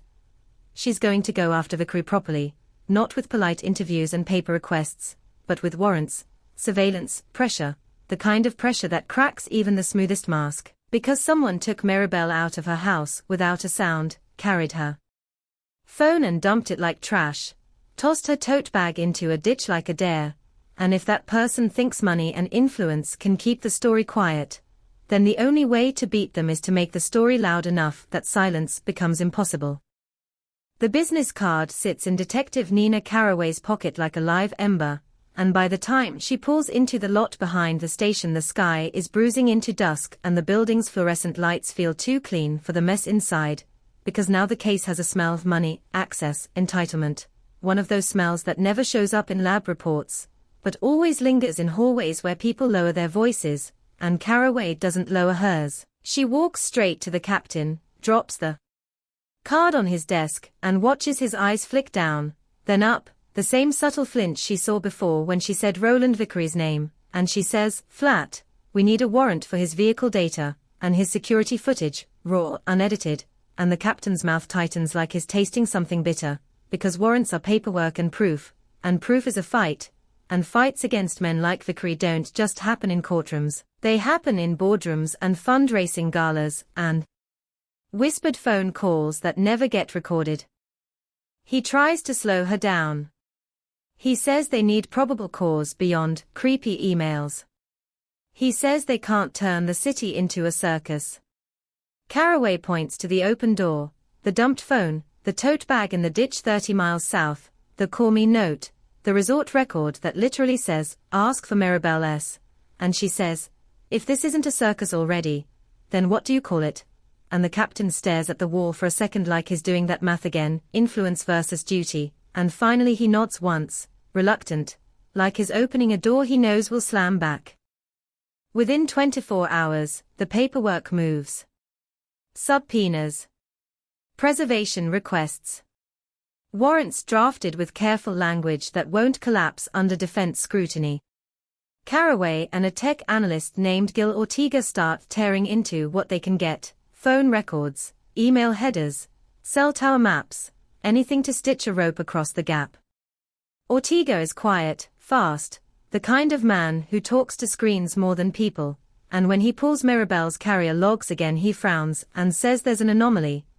A brief incoming call to Mirabelle's phone at 2:36 a.m. the night she vanished, 5 minutes before Mason's 2:41 call to Derek, and the incoming number is blocked, masked, the kind that shows up as unknown. And Ortega says that masking doesn't happen by accident in 2005 unless you're using specific services or specific equipment.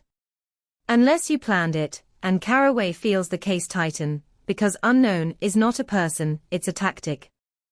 She takes that to the judge with everything else and comes out with signatures, and signatures become leverage, and leverage becomes movement. They serve the warrant on Vickery's office first, not because the office is where the answers are, but because it's where the arrogance lives, and arrogance makes mistakes when it's interrupted. Vickery's lawyer meets them at the elevator with a smile that looks like it was practiced in a mirror. He calls it unfortunate. He calls it intrusive. He calls it an overreach. Caraway doesn't care what he calls it. She wants the vehicle telematics. She wants the security logs. She wants anything with time stamps that can't be sweet-talked. They get a packet. A neat, sanitized packet. Vickery's home security system shows no perimeter breach all night. His Range Rover's records show parked from 11:30 p.m. to 6:15 a.m., engine off. It's perfect. Too perfect. The kind of perfect that makes experienced detectives feel sick. Caraway goes back to the interview room, pulls the packet apart line by line, and Ortega points at a detail most people would miss. The Range Rover's system reports a battery disconnect event at 1:52 a.m., then reconnect at 3:34 a.m. A blip that could be nothing, a simple maintenance hiccup. Except maintenance doesn't happen at 1:52 a.m. on the night a woman disappears. Ortega says a battery disconnect can interrupt tracking logs. Caraway stares at the times and feels her pulse start hammering, because 1:52 sits right in the neighborhood of the reported SUV creeping through the cul-de-sac, right in the neighborhood of the motion light clicking on, and 3:34 sits after the 3:09 a.m. tower ping, after the dark SUV on the west side camera. It's not proof. But it's a crack. She pushes harder. She subpoenas the security company's back-end logs, not the homeowner printouts. She wants raw data, the kind that shows when the system was armed and disarmed, not just whether a window tripped. The company drags its feet, until Caraway's lieutenant calls their legal department and reminds them a missing woman's face is on every billboard in town. When the raw logs arrive, the shape changes. The system was disarmed at 1:47 a.m., then rearmed at 1:49. 2 minutes. A tiny window. A door opens. A door closes. A man steps out and thinks no one will ever notice, because who audits a rich man's alarm system logs? Caraway holds those 2 minutes like a weapon. She also gets something else. A quiet gift from old-school policing, an anonymous tip. No caller ID. A voice altered, low, cautious. The caller says Vickery's Range Rover was seen the night Maribel vanished, not near the resort, not downtown, but parked at a gated marina complex around 2:20 a.m. The caller says they're maintenance, they were on a late shift, they saw the vehicle because it's distinctive, because it's the kind of car people look at. They say Vickery wasn't alone. They say there was a second vehicle, a white work van with no company markings, idling nearby. Then the caller hangs up. A marina. A van. The time range fits like a hand into a glove. Caraway feels the case open wider, and in that opening the air gets colder. She drives to the marina the next day, steps past polished boats and palm-lined walkways where everything is designed to look calm. She flashes her badge at the security office and asks for gate logs. The security guard is old, suspicious, the type who believes in loyalty to wealth as if it's morality, and he says the system overwrites after 30 days. Caraway's eyes narrow. "Show me," she says, and the guard shrugs, taps keys, and a log appears, time-stamped entries, license plate scans, RFID tags. 2:18 a.m., August 17th, Vickery, R, resident entry. And beneath that, 2:19 a.m., unknown vehicle, manual override. Manual override means the gate opened without a recorded plate, without a tag, because a guard pressed a button. Which means a guard let them in. Which means someone trusted them, or was paid to. Caraway asks who was on duty. The guard glances at a roster and says a name, Calvin Reese. Mid-30s. Night shift. Quiet. Good kid, the guard says. Doesn't cause trouble. Caraway hears the phrase and feels its emptiness, because good kid doesn't mean anything when the pressure comes. They find Reese at home, and he tries to play dumb at first, says he doesn't remember that night, says lots of cars come through, but Caraway lays the log on his kitchen table and points at the manual override, and Reese's face drains, his hands start to shake, and he says, finally, that a man called him earlier that evening, said he was Vickery's friend, said he had a delivery, said Vickery was expecting it, and when the van arrived, Reese saw Vickery in his Range Rover behind it, and he didn't question it because if the boss is behind it, you open the gate. That's the rule. That's the unspoken rule everyone follows until the rule becomes a crime. Caraway asks what the van looked like. Reese says white, older model, no logos, windows blacked. Caraway asks if he saw who got out. Reese says no, he stayed in the booth. Caraway asks why he's nervous now. Reese swallows hard and says, because 2 days after Mirabelle vanished, Vickery's assistant came by with an envelope. For being helpful, she said. Cash. Quiet money. Reese took it. And now he looks like a man who realizes he didn't just take cash, he took part in a story that might end with a body. Caraway steps out of Reese's house and stands in the sun, eyes narrowed, because the case has shifted from suspicion to infrastructure. This isn't one impulsive act. This is access points. Gates.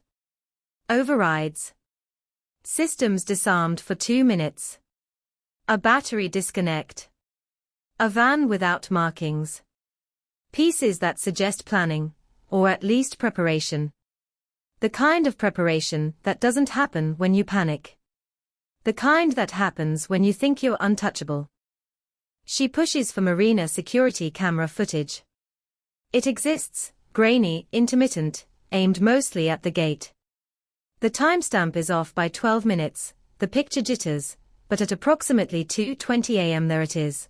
A white van rolling through, followed by a dark SUV. You can't see plates. You can't see faces. But the SUV silhouette is tall and boxy, and Ortega pauses the frame and overlays known vehicle dimensions, and he says, it matches a Range Rover profile, and Caraway feels that cold creep again, because matches aren't convictions, but they are direction, and direction is everything. Now the internal pressure begins to distort the air around her. A city councilman calls the captain. A donor calls the mayor. A resort executive calls the police chief. Caraway hears her name in conversations that stop when she enters a room. She sees a memo about professional conduct and public perception. She hears a prosecutor warn that if they move too fast and come up empty, Vickery will sue the department into dust and the case will be poisoned forever. Caraway understands the risk, but she also understands the bigger risk, doing nothing while a man with access points and cash keeps walking free. So she does what careful investigators do when they are forced to fight in the dark. She builds a second line of attack. She finds the van. White van, older model, no markings. That could be hundreds. But the marina entrance camera captures one detail, a dent above the rear wheel well, distinctive like a scar. Ortega enlarges it until pixels become blocks. They canvass local repair shops. They call tow yards. They ask junkyards. Most people hang up. Some laugh. A few say, come by.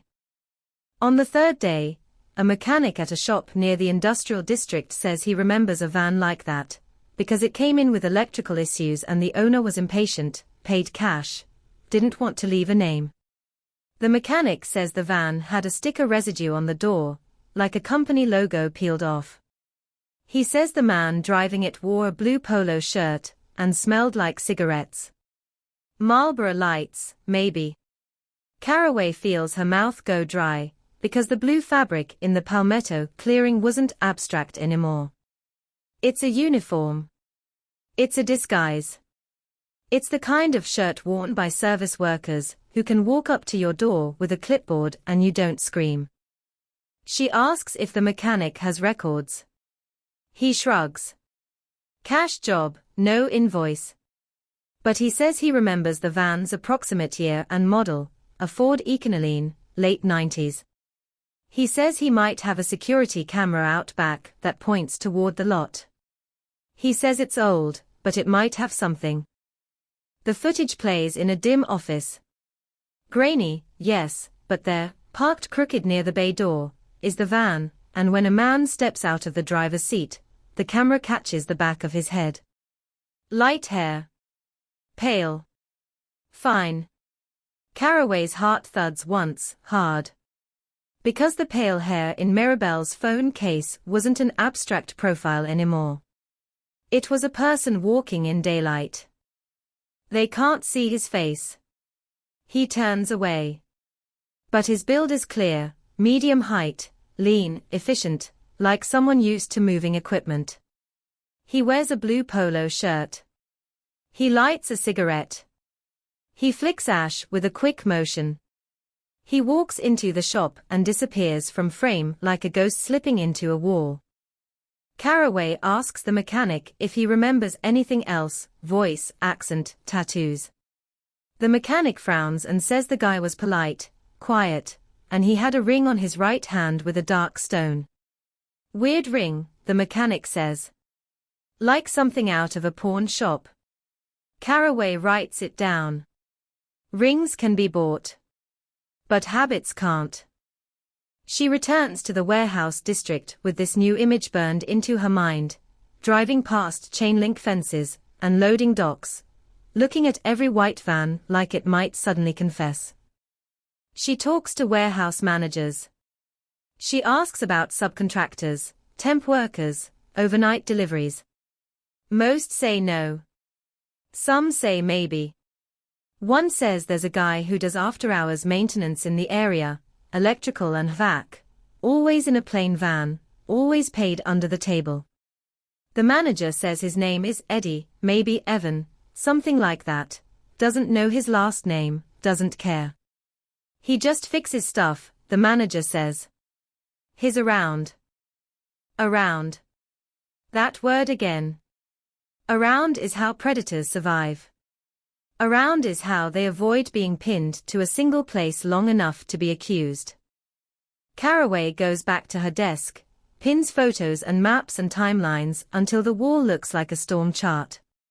Vickery. Range Rover. 2-minute disarm. Marina manual override. White van with a dent. Blue polo. Marlboro Light. Light hair. Unknown call at 2:36. Phone dumped. Tote bag tossed like bait. She can feel the pattern, can feel it tightening into something that almost resembles a plan, and in the middle of it sits a question she can't stop hearing in her own head, louder than any news anchor. Did Vickery do it with his own hands? Or did he pay someone to make a problem disappear? Because there are men who commit crimes. And there are men who outsource them like errands. That night she drafts a request for surveillance on Vickery's home and office, and she knows the department will hesitate, will argue, will warn. So she does something else too. She pulls Mirabelle's resort schedule and finds the names of every contractor who had legitimate reasons to enter employee-only areas, maintenance techs, security vendors, utility inspectors, and she compares them against anyone who fits the physical description from the mechanic's footage. Light hair, lean build, ring on. Right hand. Most don't match. One does, loosely, a subcontractor who did periodic vac checks. A name. Finally, a full name, Evan Drayton.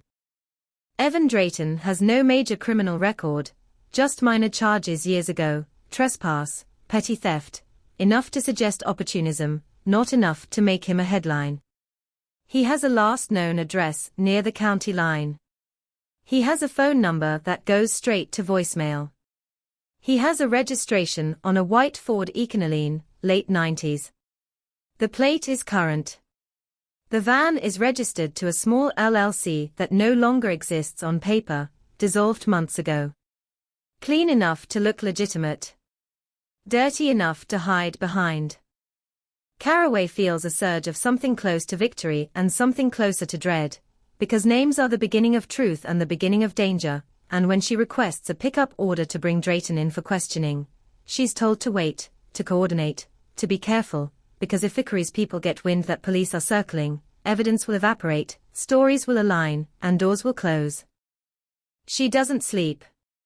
She sits in her office with the blinds half closed, listening to the hum of fluorescent lights, and she watches the clock crawl toward midnight, and she thinks about Maribel's microwave clock blinking 12 o'clock like time got reset.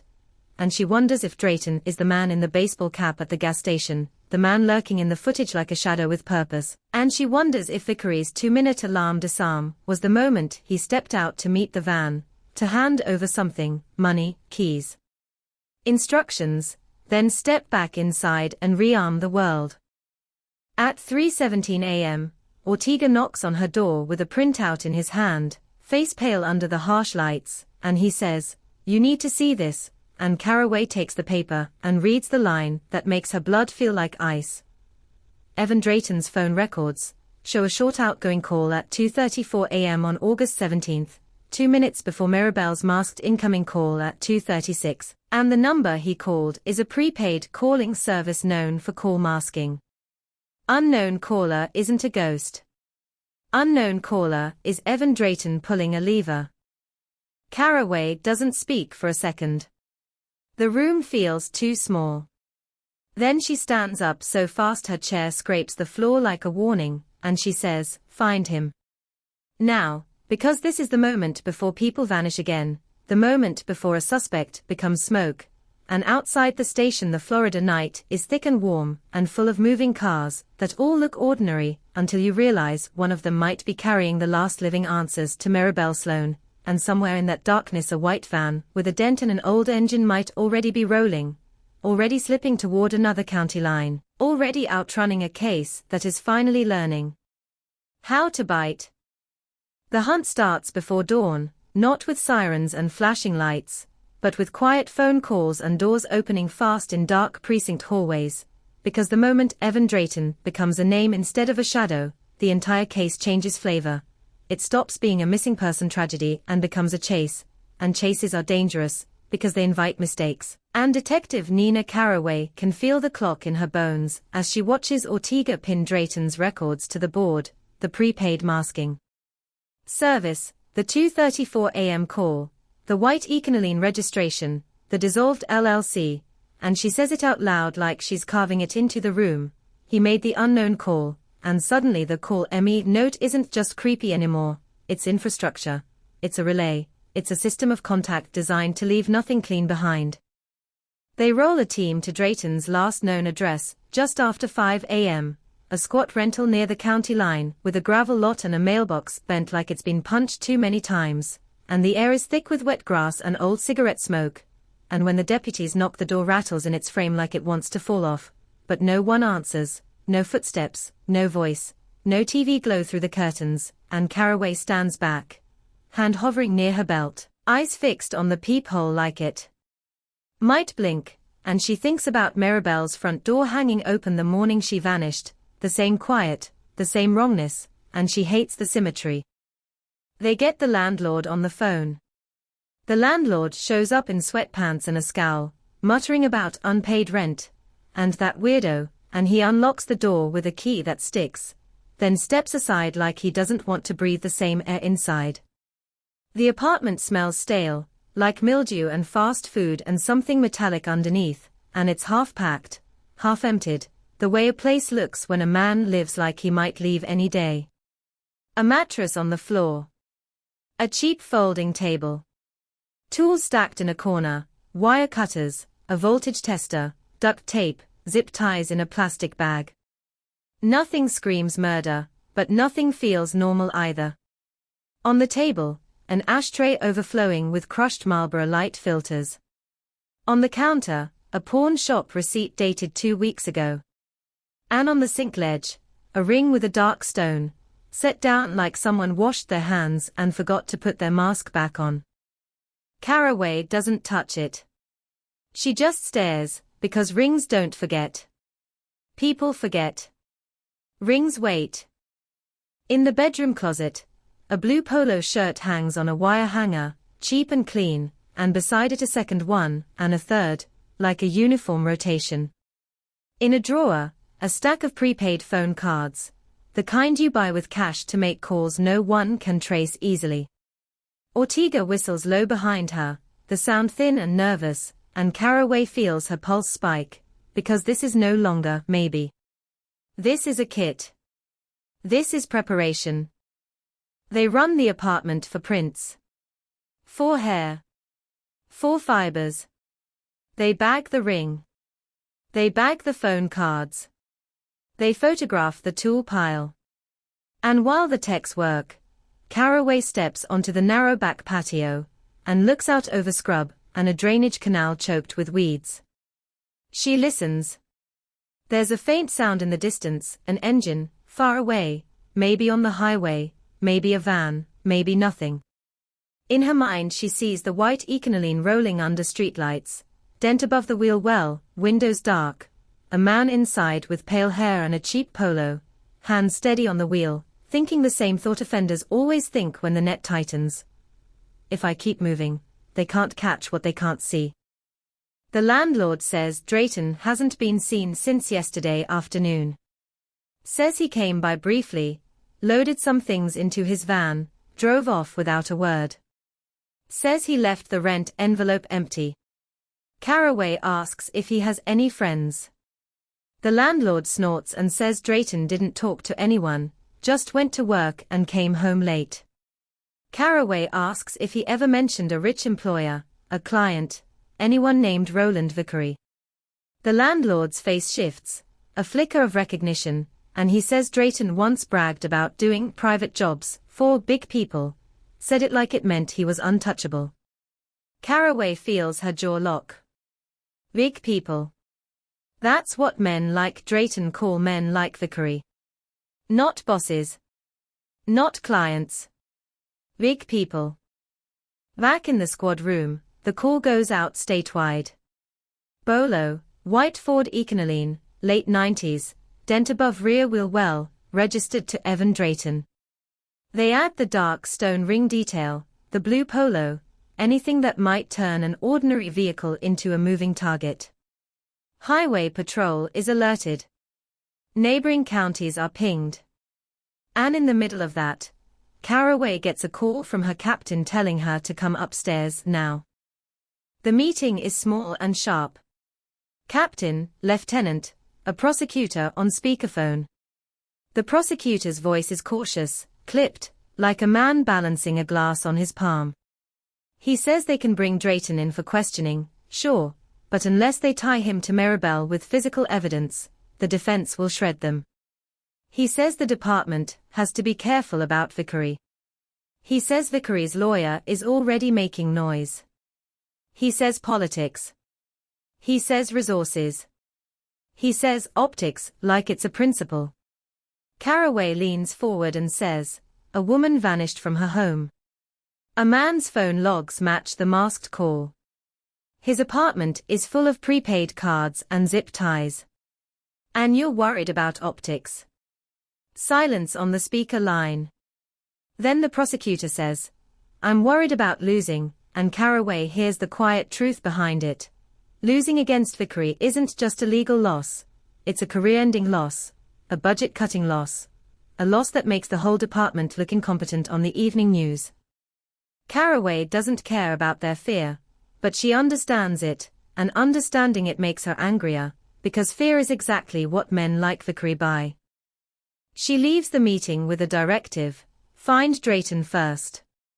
Get something solid. Then they can move on Vickery. It's cautious. It's slow. It's the kind of pacing that lets predators outrun you by inches. Caraway walks back to her desk and looks at Maribel's photo pinned to the board, the bright eyes, the sunlit hair, and she thinks about those inches, how a life can disappear in inches.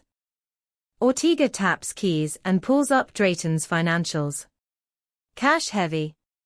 Sparse bank deposits. Small purchases. Lots of gas station transactions, little convenience stores that don't ask questions. But then Ortega frowns at a single anomaly, an ATM withdrawal from a private bank near the marina, a bank that caters to wealthy clients, made at 4:12 p.m. on August 16th, the day before Maribel vanished. The amount, $2,000. The account, not Drayton's. The card, not his. Ortega says it looks like Drayton used someone else's card. Caraway feels the air shift again, because rich men don't hand their bank cards to contractors unless they are paying them in a way they don't want traced. They request the bank's ATM footage. The manager tries to stall, then sees the badge, sees the seriousness, and leads them into a back office where a small monitor shows a grainy black and white angle. The footage plays. A white van is visible through the window reflection for a moment, then a man steps into frame at the ATM, head down, cap low, pale hair visible at the edges. He withdraws the cash. He turns slightly, and for the first time Caraway sees enough of his face to feel the jolt. Sharp cheekbones, narrow nose, eyes that don't look hurried, just focused, like he's doing an errand. He's wearing the ring. The manager says the ATM requires card authentication, and the bank has a record of which account was accessed. They pull it. The account belongs to a trust linked to Roland Vickery. Caraway stands very still. It's not a confession. It's not a body. But it's a direct line, Vickery's money in Drayton's hand on the day Maribel vanished.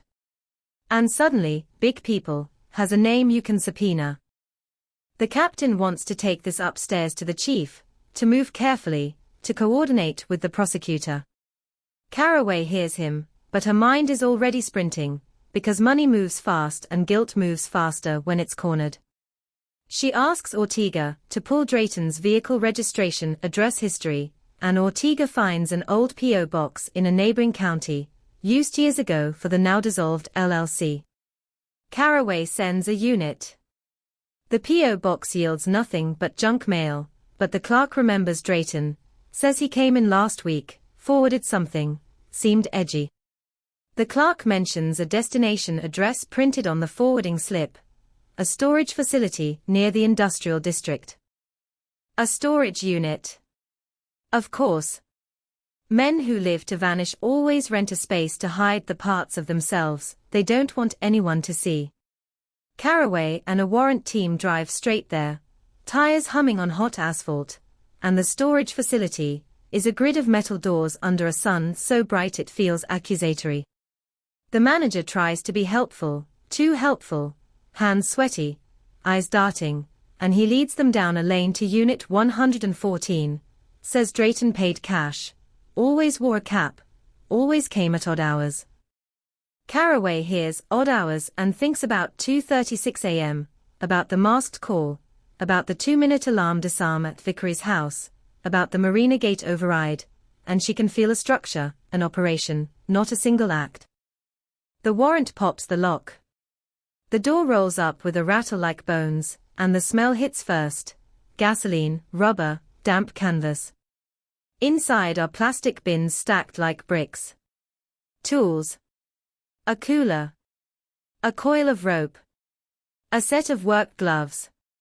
And in the back, partially covered by a tarp, a second phone, cheap, disposable, next to a duffel bag with a faded resort logo stitched on the side. Caraway steps closer, heart pounding in a way she hates, because emotions get you sloppy, and sloppy gets you dead ends.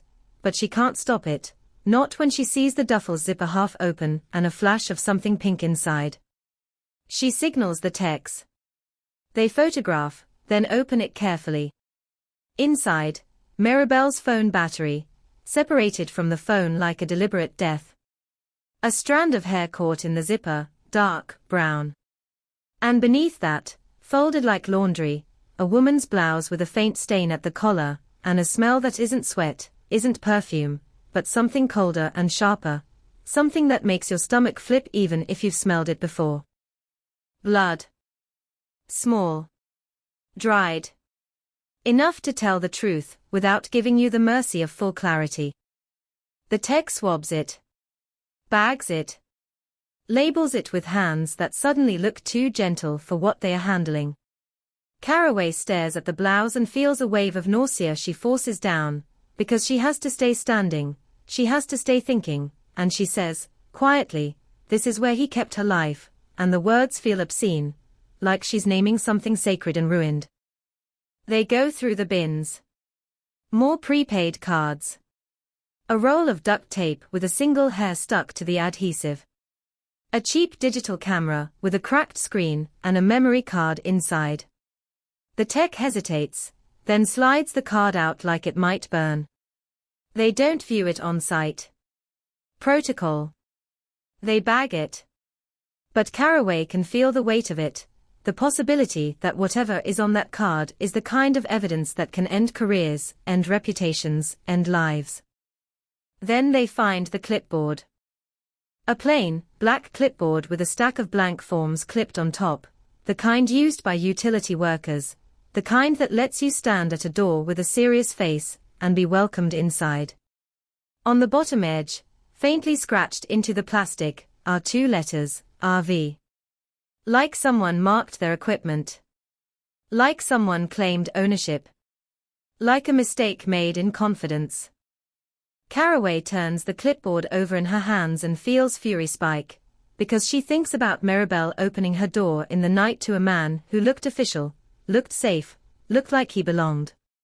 She thinks about the utility line check neighbor report. She thinks about how easily trust can be weaponized. And she thinks about the 2-minute disarm at Vickery's home, the marina entry, the cash withdrawal, the trust account, the initialed clipboard, and the picture becomes almost too clear to stand. Vickery didn't have to be the muscle. He just had to be the architect. They take everything. They lock the unit.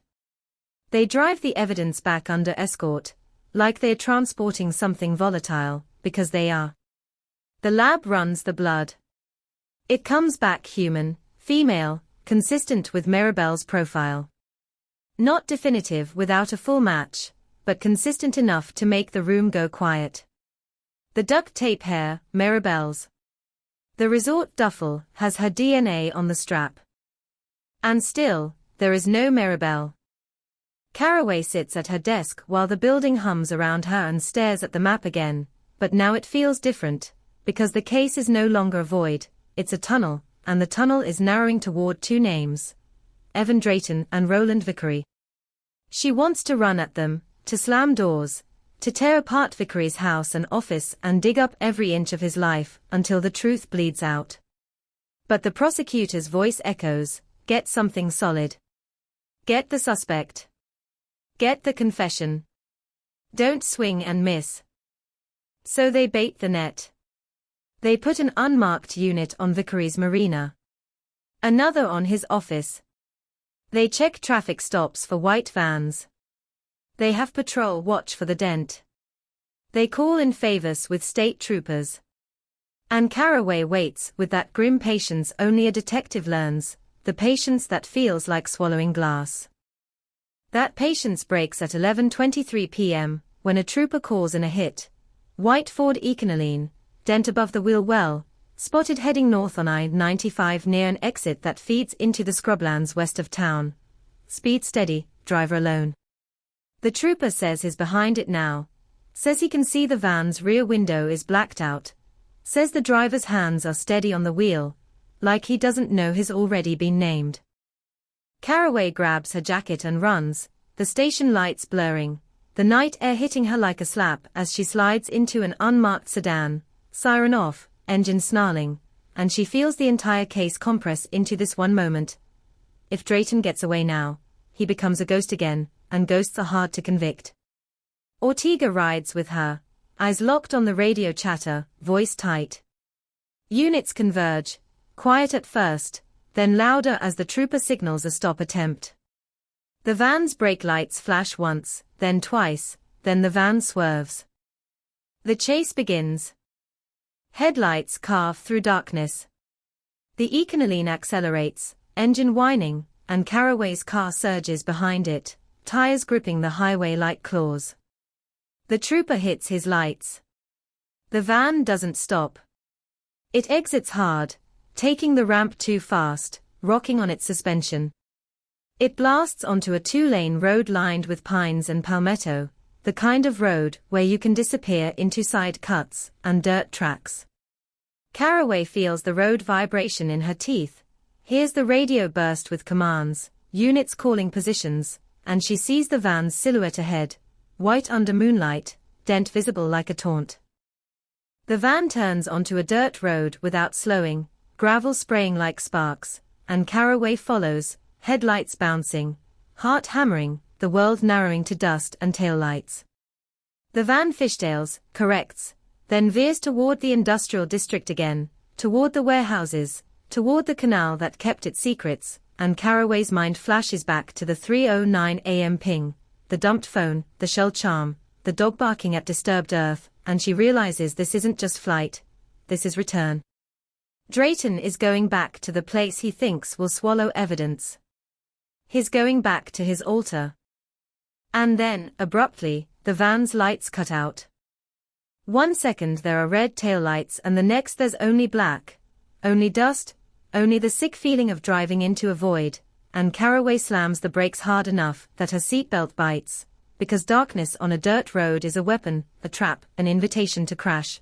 And as her car skids slightly she sees it, far ahead, barely visible, an open warehouse bay like a mouth, black inside, waiting.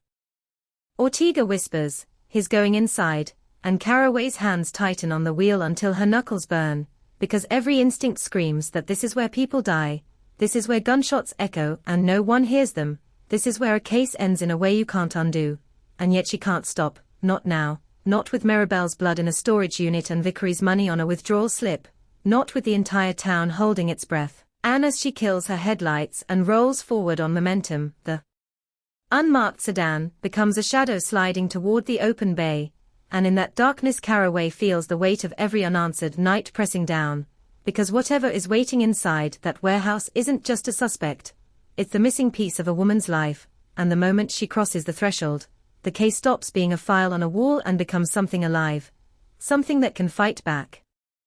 The warehouse bay swallows light the way a throat swallows a scream, and Nina Caraway feels the moment her tires cross from gravel into concrete like a line drawn through her spine. The air inside is cooler, but not clean. It's thick with dust and old oil and something sour underneath, the smell of water that's been trapped too long. And her headlights are off, her engine idling low, and she can hear the Econoline somewhere ahead, a faint metallic tick as it cools, as if the van itself is exhaling after the sprint, and for one sharp second she understands why people disappear in places like this, because darkness here isn't just absence, it's cover, it's permission, it's an accomplice with walls. Ortega is beside her, breathing too fast, his hands on the dash like he's bracing for impact, and the radio is a hiss of broken voices, because the warehouse metal eats signals, patrol units calling positions outside, troopers circling the road, but inside it's just them, two silhouettes in an unmarked car, and somewhere in the black there's a man with a van and a reason to never be caught. Caraway kills the engine. The sudden silence lands heavy, almost physical. She listens. A drip. Somewhere, water falling into water. A faint scrape like rubber on concrete. Then nothing. She draws her weapon because procedure doesn't care about politics, because survival doesn't negotiate, and she steps out into heat that has cooled into a damp chill, the kind of chill that makes your skin tighten, and her shoes crunch on grit that feels like ground-up glass. The warehouse is huge, open, its roof supported by steel beams that vanish into shadow, and faint moonlight slants through high broken windows, striping the floor like prison bars. Ahead, the Econoline's shape is barely visible, a pale block in the dark, parked crooked near stacks of wooden pallets, and the driver's door is open. Open doors again. The case has a pattern, and patterns are how offenders tell you what they are proud of. Caraway angles her flashlight low and clicks it on, beam tight, sweeping. The light catches a trail of dust disturbed recently, footprints leading deeper into the warehouse. One set. Adult male. Heel heavy. The prints cut toward a side corridor where the concrete turns damp, where the air smells more like canal water. Ortega stays close, his own light trembling despite his attempts to steady it. Caraway gestures him back with 2 fingers, stay behind, stay alive, and she moves forward in measured steps, using pallets as cover, listening for breathing, for movement, for the click of a gun. The corridor narrows, and the sounds change. The drip is louder here. The walls sweat. The temperature drops another degree, and her flashlight beam catches something on the ground, a cigarette, but, crushed into the damp concrete, the paper swollen from moisture. Marlboro Light. Of course. A signature stamped into a place like a flag. She steps over it, eyes forward, and then she sees the door. Metal. Rusted along the bottom. A padlock hanging open like a broken jaw. Someone has been here recently. Someone has made this place a room inside a room. Caraway nudges the door with her boot. It creaks inward with a sound that feels too loud, like announcing yourself to a predator, and the beam of her flashlight slices through, revealing a small interior space with shelves, old barrels, a workbench, a tangle of cables, and on the far wall, a square of darker dampness where something heavy has been dragged again and again. She sweeps left, sweeps right. No person. But the room is not empty. Not really. There's a cooler on the floor, lid closed. A toolbox. A coil of rope identical to the coil from the storage unit. And there, hanging from a nail on the wall, another blue polo shirt, neatly folded, like someone keeps spare masks wherever they work. Caraway's mouth goes dry. Ortega whispers, Jesus, like the word is prayer and curse combined. Caraway advances, light steady, the way you advance when you know the thing you're looking for might not be alive. Behind the barrels is a trapdoor. It's not dramatic, not cinematic, just a square of plywood with a metal ring set into it, half covered by a dirty top. The kind of thing you could walk past 100 times, and never notice if you weren't trained to see what's out of place. Caraway kneels, fingers gloved, lifts the top. The plywood is scuffed. Fresh scuffs. She hooks the ring and pulls. The trapdoor groans as it lifts, and a wave of air rises from below, cold and wet and rotten, a smell that turns the stomach before the brain can process it, and Caraway freezes for a heartbeat, because she smelled this before in other cases, the smell of places used to hide what people don't want found, and she angles her flashlight down. Stairs. Concrete steps slick with moisture, descending into a basement void. The drip becomes a steady trickle.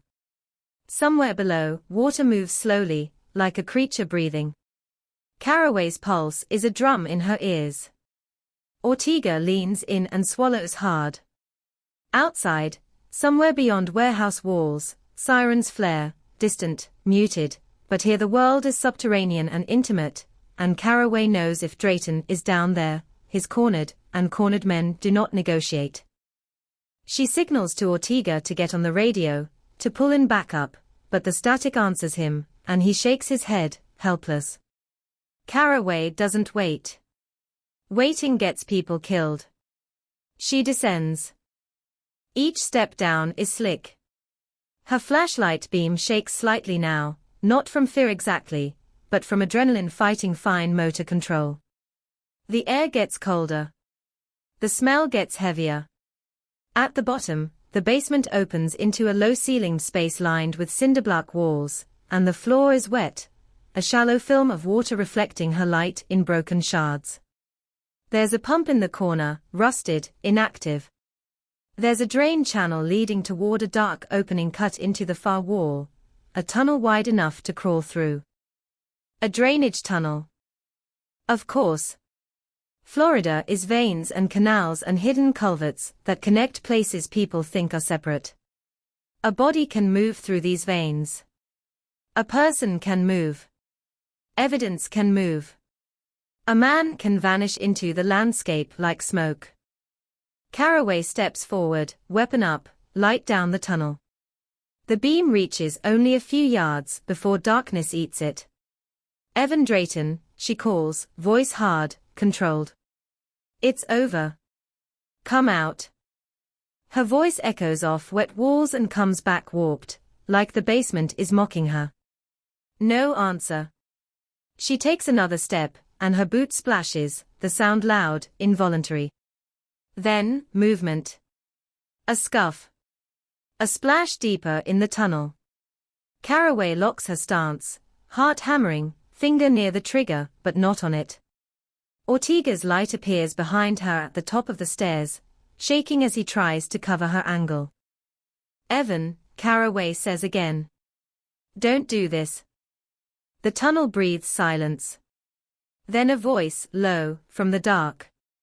You shouldn't be in here. It's calm.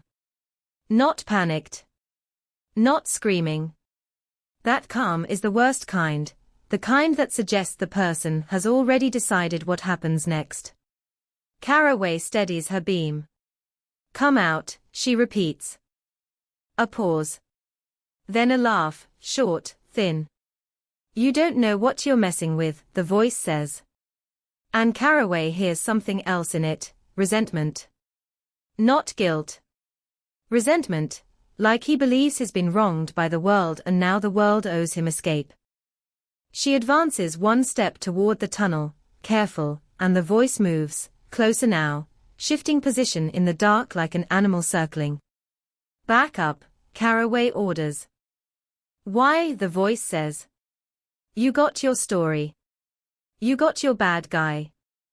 You're not a story, she snaps. You're a suspect. The silence stretches, wet and heavy. Then the voice says, almost conversational, you want to know where she is. Caraway's body reacts before her mind can stop it, a surge of focus, a tightening, because offenders use that question like a hook, they dangle it like bait, and she knows better than to bite, but the name she is a knife, and her throat feels tight as she says, tell me. A splash. A sudden flicker of light, something reflective in the tunnel, moving fast, then an object arcs out of the darkness toward her, and Caraway jerks back on instinct as it clatters onto the wet concrete at her feet. A small thing. A phone. Not Maribel's. Another cheap burner, cracked, screen spider-webbed. Take it, the voice says. That's what you want, right? Phones. Logs. Evidence. Caraway doesn't bend. She keeps her weapon trained, eyes locked on the tunnel. Ortega's breath is loud behind her, and he whispers, don't, but Caraway's mind is calculating. The phone is a distraction. A lure to make her look down. To make her lower her guard. She doesn't. Step out, she says. And then the darkness answers with violence. A sharp crack, a gunshot, deafening in the low ceiling, and the bullet smacks into the cinderblock beside her head, sending fragments of concrete into her cheek like hot grit. Caraway drops, rolls, instinct taking over, weapon up as she slides behind a concrete pillar. Ortega yells, a raw sound, and his flashlight beam jerks wildly, painting the basement in frantic white. Caraway's ears ring. Her heart is a drum. Another shot cracks, splashing water, ricocheting off something metal with a shriek. Evan, she shouts, voice louder now, edged with fury. Drop it. More movement in the tunnel. A A shuffle, then a scrape that suggests Drayton is backing deeper, retreating into the drainage artery. Caraway peeks around the pillar and fires one shot into the tunnel mouth, not to hit, but to pin, to push him back, to buy a second. The shot echoes like thunder. The tunnel goes quiet again, except for water dripping steadily, indifferent. Ortega is at the bottom of the stairs now, crouched, eyes wide, and he says, "We need backup," like stating it will make it real, and Caraway knows it's true, but also knows the radio won't cooperate here, and every second is a gamble. If she retreats, Drayton disappears into the drainage system and becomes a ghost again. If she advances, she walks into a tunnel where he knows the turns and she doesn't. She makes a decision that feels like swallowing fire. "Stay here," she tells Ortega. "Cover the stairs. Don't move." Ortega shakes his head, terrified, but he nods because he knows he's not built for tunnels and bullets, and Caraway steps toward the tunnel mouth, weapon up, flashlight beam steady, breathing slow, forcing control. The tunnel is low enough that she has to crouch, water soaking her knees, cold seeping through her pants. The smell intensifies. The sound changes from echo to close confinement. She enters. The tunnel walls are concrete, slick with algae. The floor is uneven, scattered with debris, plastic bottles, rusted cans, a length of wire. Her light picks out footprints in the thin film of mud, fresh, leading forward. Drayton is ahead, somewhere beyond the reach of her beam. She moves in short bursts, scanning, listening for breath. Her own breathing feels too loud, like it could give her away. She hates that. She's trained for this, but training doesn't stop the primal part of the brain that screams this is where you die. The tunnel bends left. Then right. Then opens briefly into a wider chamber where multiple culverts intersect, a knot in the underground veins. Here the air is colder, the ceiling higher. Caraway pauses, sweeping her light across the openings. 3 tunnels. Each dark. Each a throat. "Evan," she calls softly now, using his name like a leash. "It ends one way. You know that." Silence. Then a whisper from somewhere, hard to locate in this echoing chamber. "It ended already," the voice says. Caraway's stomach drops. Her skin prickles. "What did you do?" she demands. A laugh, thin again. "You think I did it," the voice says. "I'm just the one who cleans up." Clean up. Caraway feels rage flare, because that phrasing is so casual, so stripped of humanity. "Where is Maribel?" she says, each syllable heavy. The chamber breathes, then the whisper shifts, closer, then farther, like he's moving while he talks. "She didn't want to cooperate," he says. "Not at first." Caraway's jaw clenches so hard it aches. She can't let him lead her. She can't let him control the narrative even now. "Come out," she says. "Now." A sudden splash to her right. She whips her light, and for an instant the beam catches a figure, lean, pale hair flashing like a signal, then the figure ducks into the right-hand tunnel. Caraway sprints, boots splashing, weapon up, light bouncing. The tunnel narrows again, forcing her into a crouch. The smell is worse here, more stagnant. She can hear Drayton ahead, breathing now, faster, not as calm. Fear has entered the equation. He turns sharply. Caraway follows. Another turn. Another. The tunnel slopes upward slightly, and she sees a faint glow ahead, moonlight filtering through a grated exit. He's heading for an opening. He's going to surface somewhere, vanish into scrub. Caraway pushes harder. "Stop," she shouts, voice cracking through the tunnel. Her light catches the back of his shirt, blue polo, damp, clinging. The dent in the system is human now, not metal. He's real. He's within range. He glances back, and in that split second his face is lit. Sharp cheekbones, eyes wide and cold, mouth set in a line that isn't remorse, it's calculation. His right hand flashes up with something metallic, gun, pointing back. Caraway fires, one controlled shot, not aiming to kill but to stop. The gunshot is a cannon in the tunnel. Drayton jerks, stumbles, his weapon clattering into the water with a splash that feels like relief, but he doesn't fall. He staggers forward, hand clutching his side, then lunges toward the grated exit like an animal. Caraway closes the distance. She grabs his shirt from behind, yanking hard. The fabric rips. Drayton spins, swinging his elbow, catching her in the jaw. Pain explodes, bright and immediate. Caraway's vision flashes white for a fraction. She holds on anyway, driving him back from the exit, and they slam into the wall, water splashing up, cold and filthy. Drayton's hands scramble for leverage, for anything, and his fingers latch onto her flashlight, twisting. The beam spins wildly, turning the tunnel into strobe-lit chaos. "Let go," he snarls, voice no longer calm. It's raw now. It's survival. "Where is she?" Caraway grits out, jaw throbbing. Drayton laughs, spitting water. "You'll never get him," he hisses. "You'll never touch him." "Him. Not me. Not us. Him." The hierarchy reveals itself even in panic. Caraway slams her knee into Drayton's thigh. He buckles. She shoves him down into the shallow water, forcing his face close to it, weapon pressed to the back of his head now, her breath ragged. "Say her name," she growls. "Say where she is."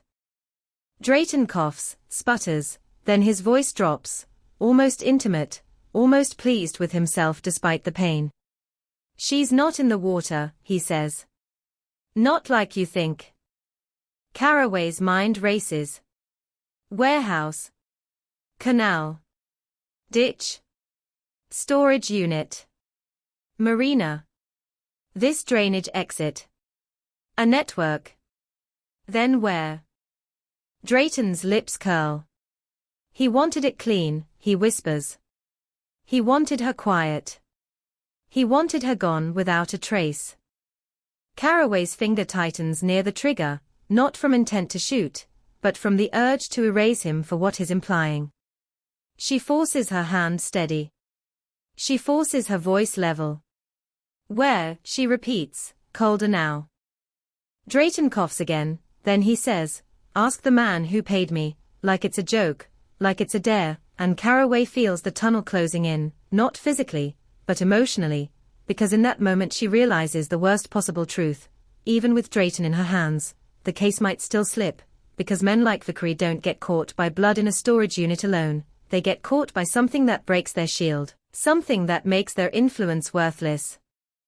Behind her, faintly, she hears voices now, back up finally piercing the warehouse's metal belly, footsteps above, shouts, the clatter of boots on concrete, and the sound feels distant, like it belongs to another world, and Caraway keeps Drayton pinned, jaw aching, cheek stinging from concrete fragments, water soaking her knees, and she stares at him under the swinging flashlight beam and knows this is not an ending, it's a doorway. Another open door in a case full of open doors, and if she steps through it wrong, if she lets this moment become just another headline, suspect caught, questions remain, then Mirabelle Sloan will stay a ghost forever, because Drayton isn't the story, he's the tool, and somewhere above ground, in air-conditioned offices and gated marinas, the man who bought the tool is still breathing calmly, still writing checks, still smiling for cameras, still believing time will make this go cold, and Caraway feels her teeth grind as she cuffs Drayton in the filthy tunnel.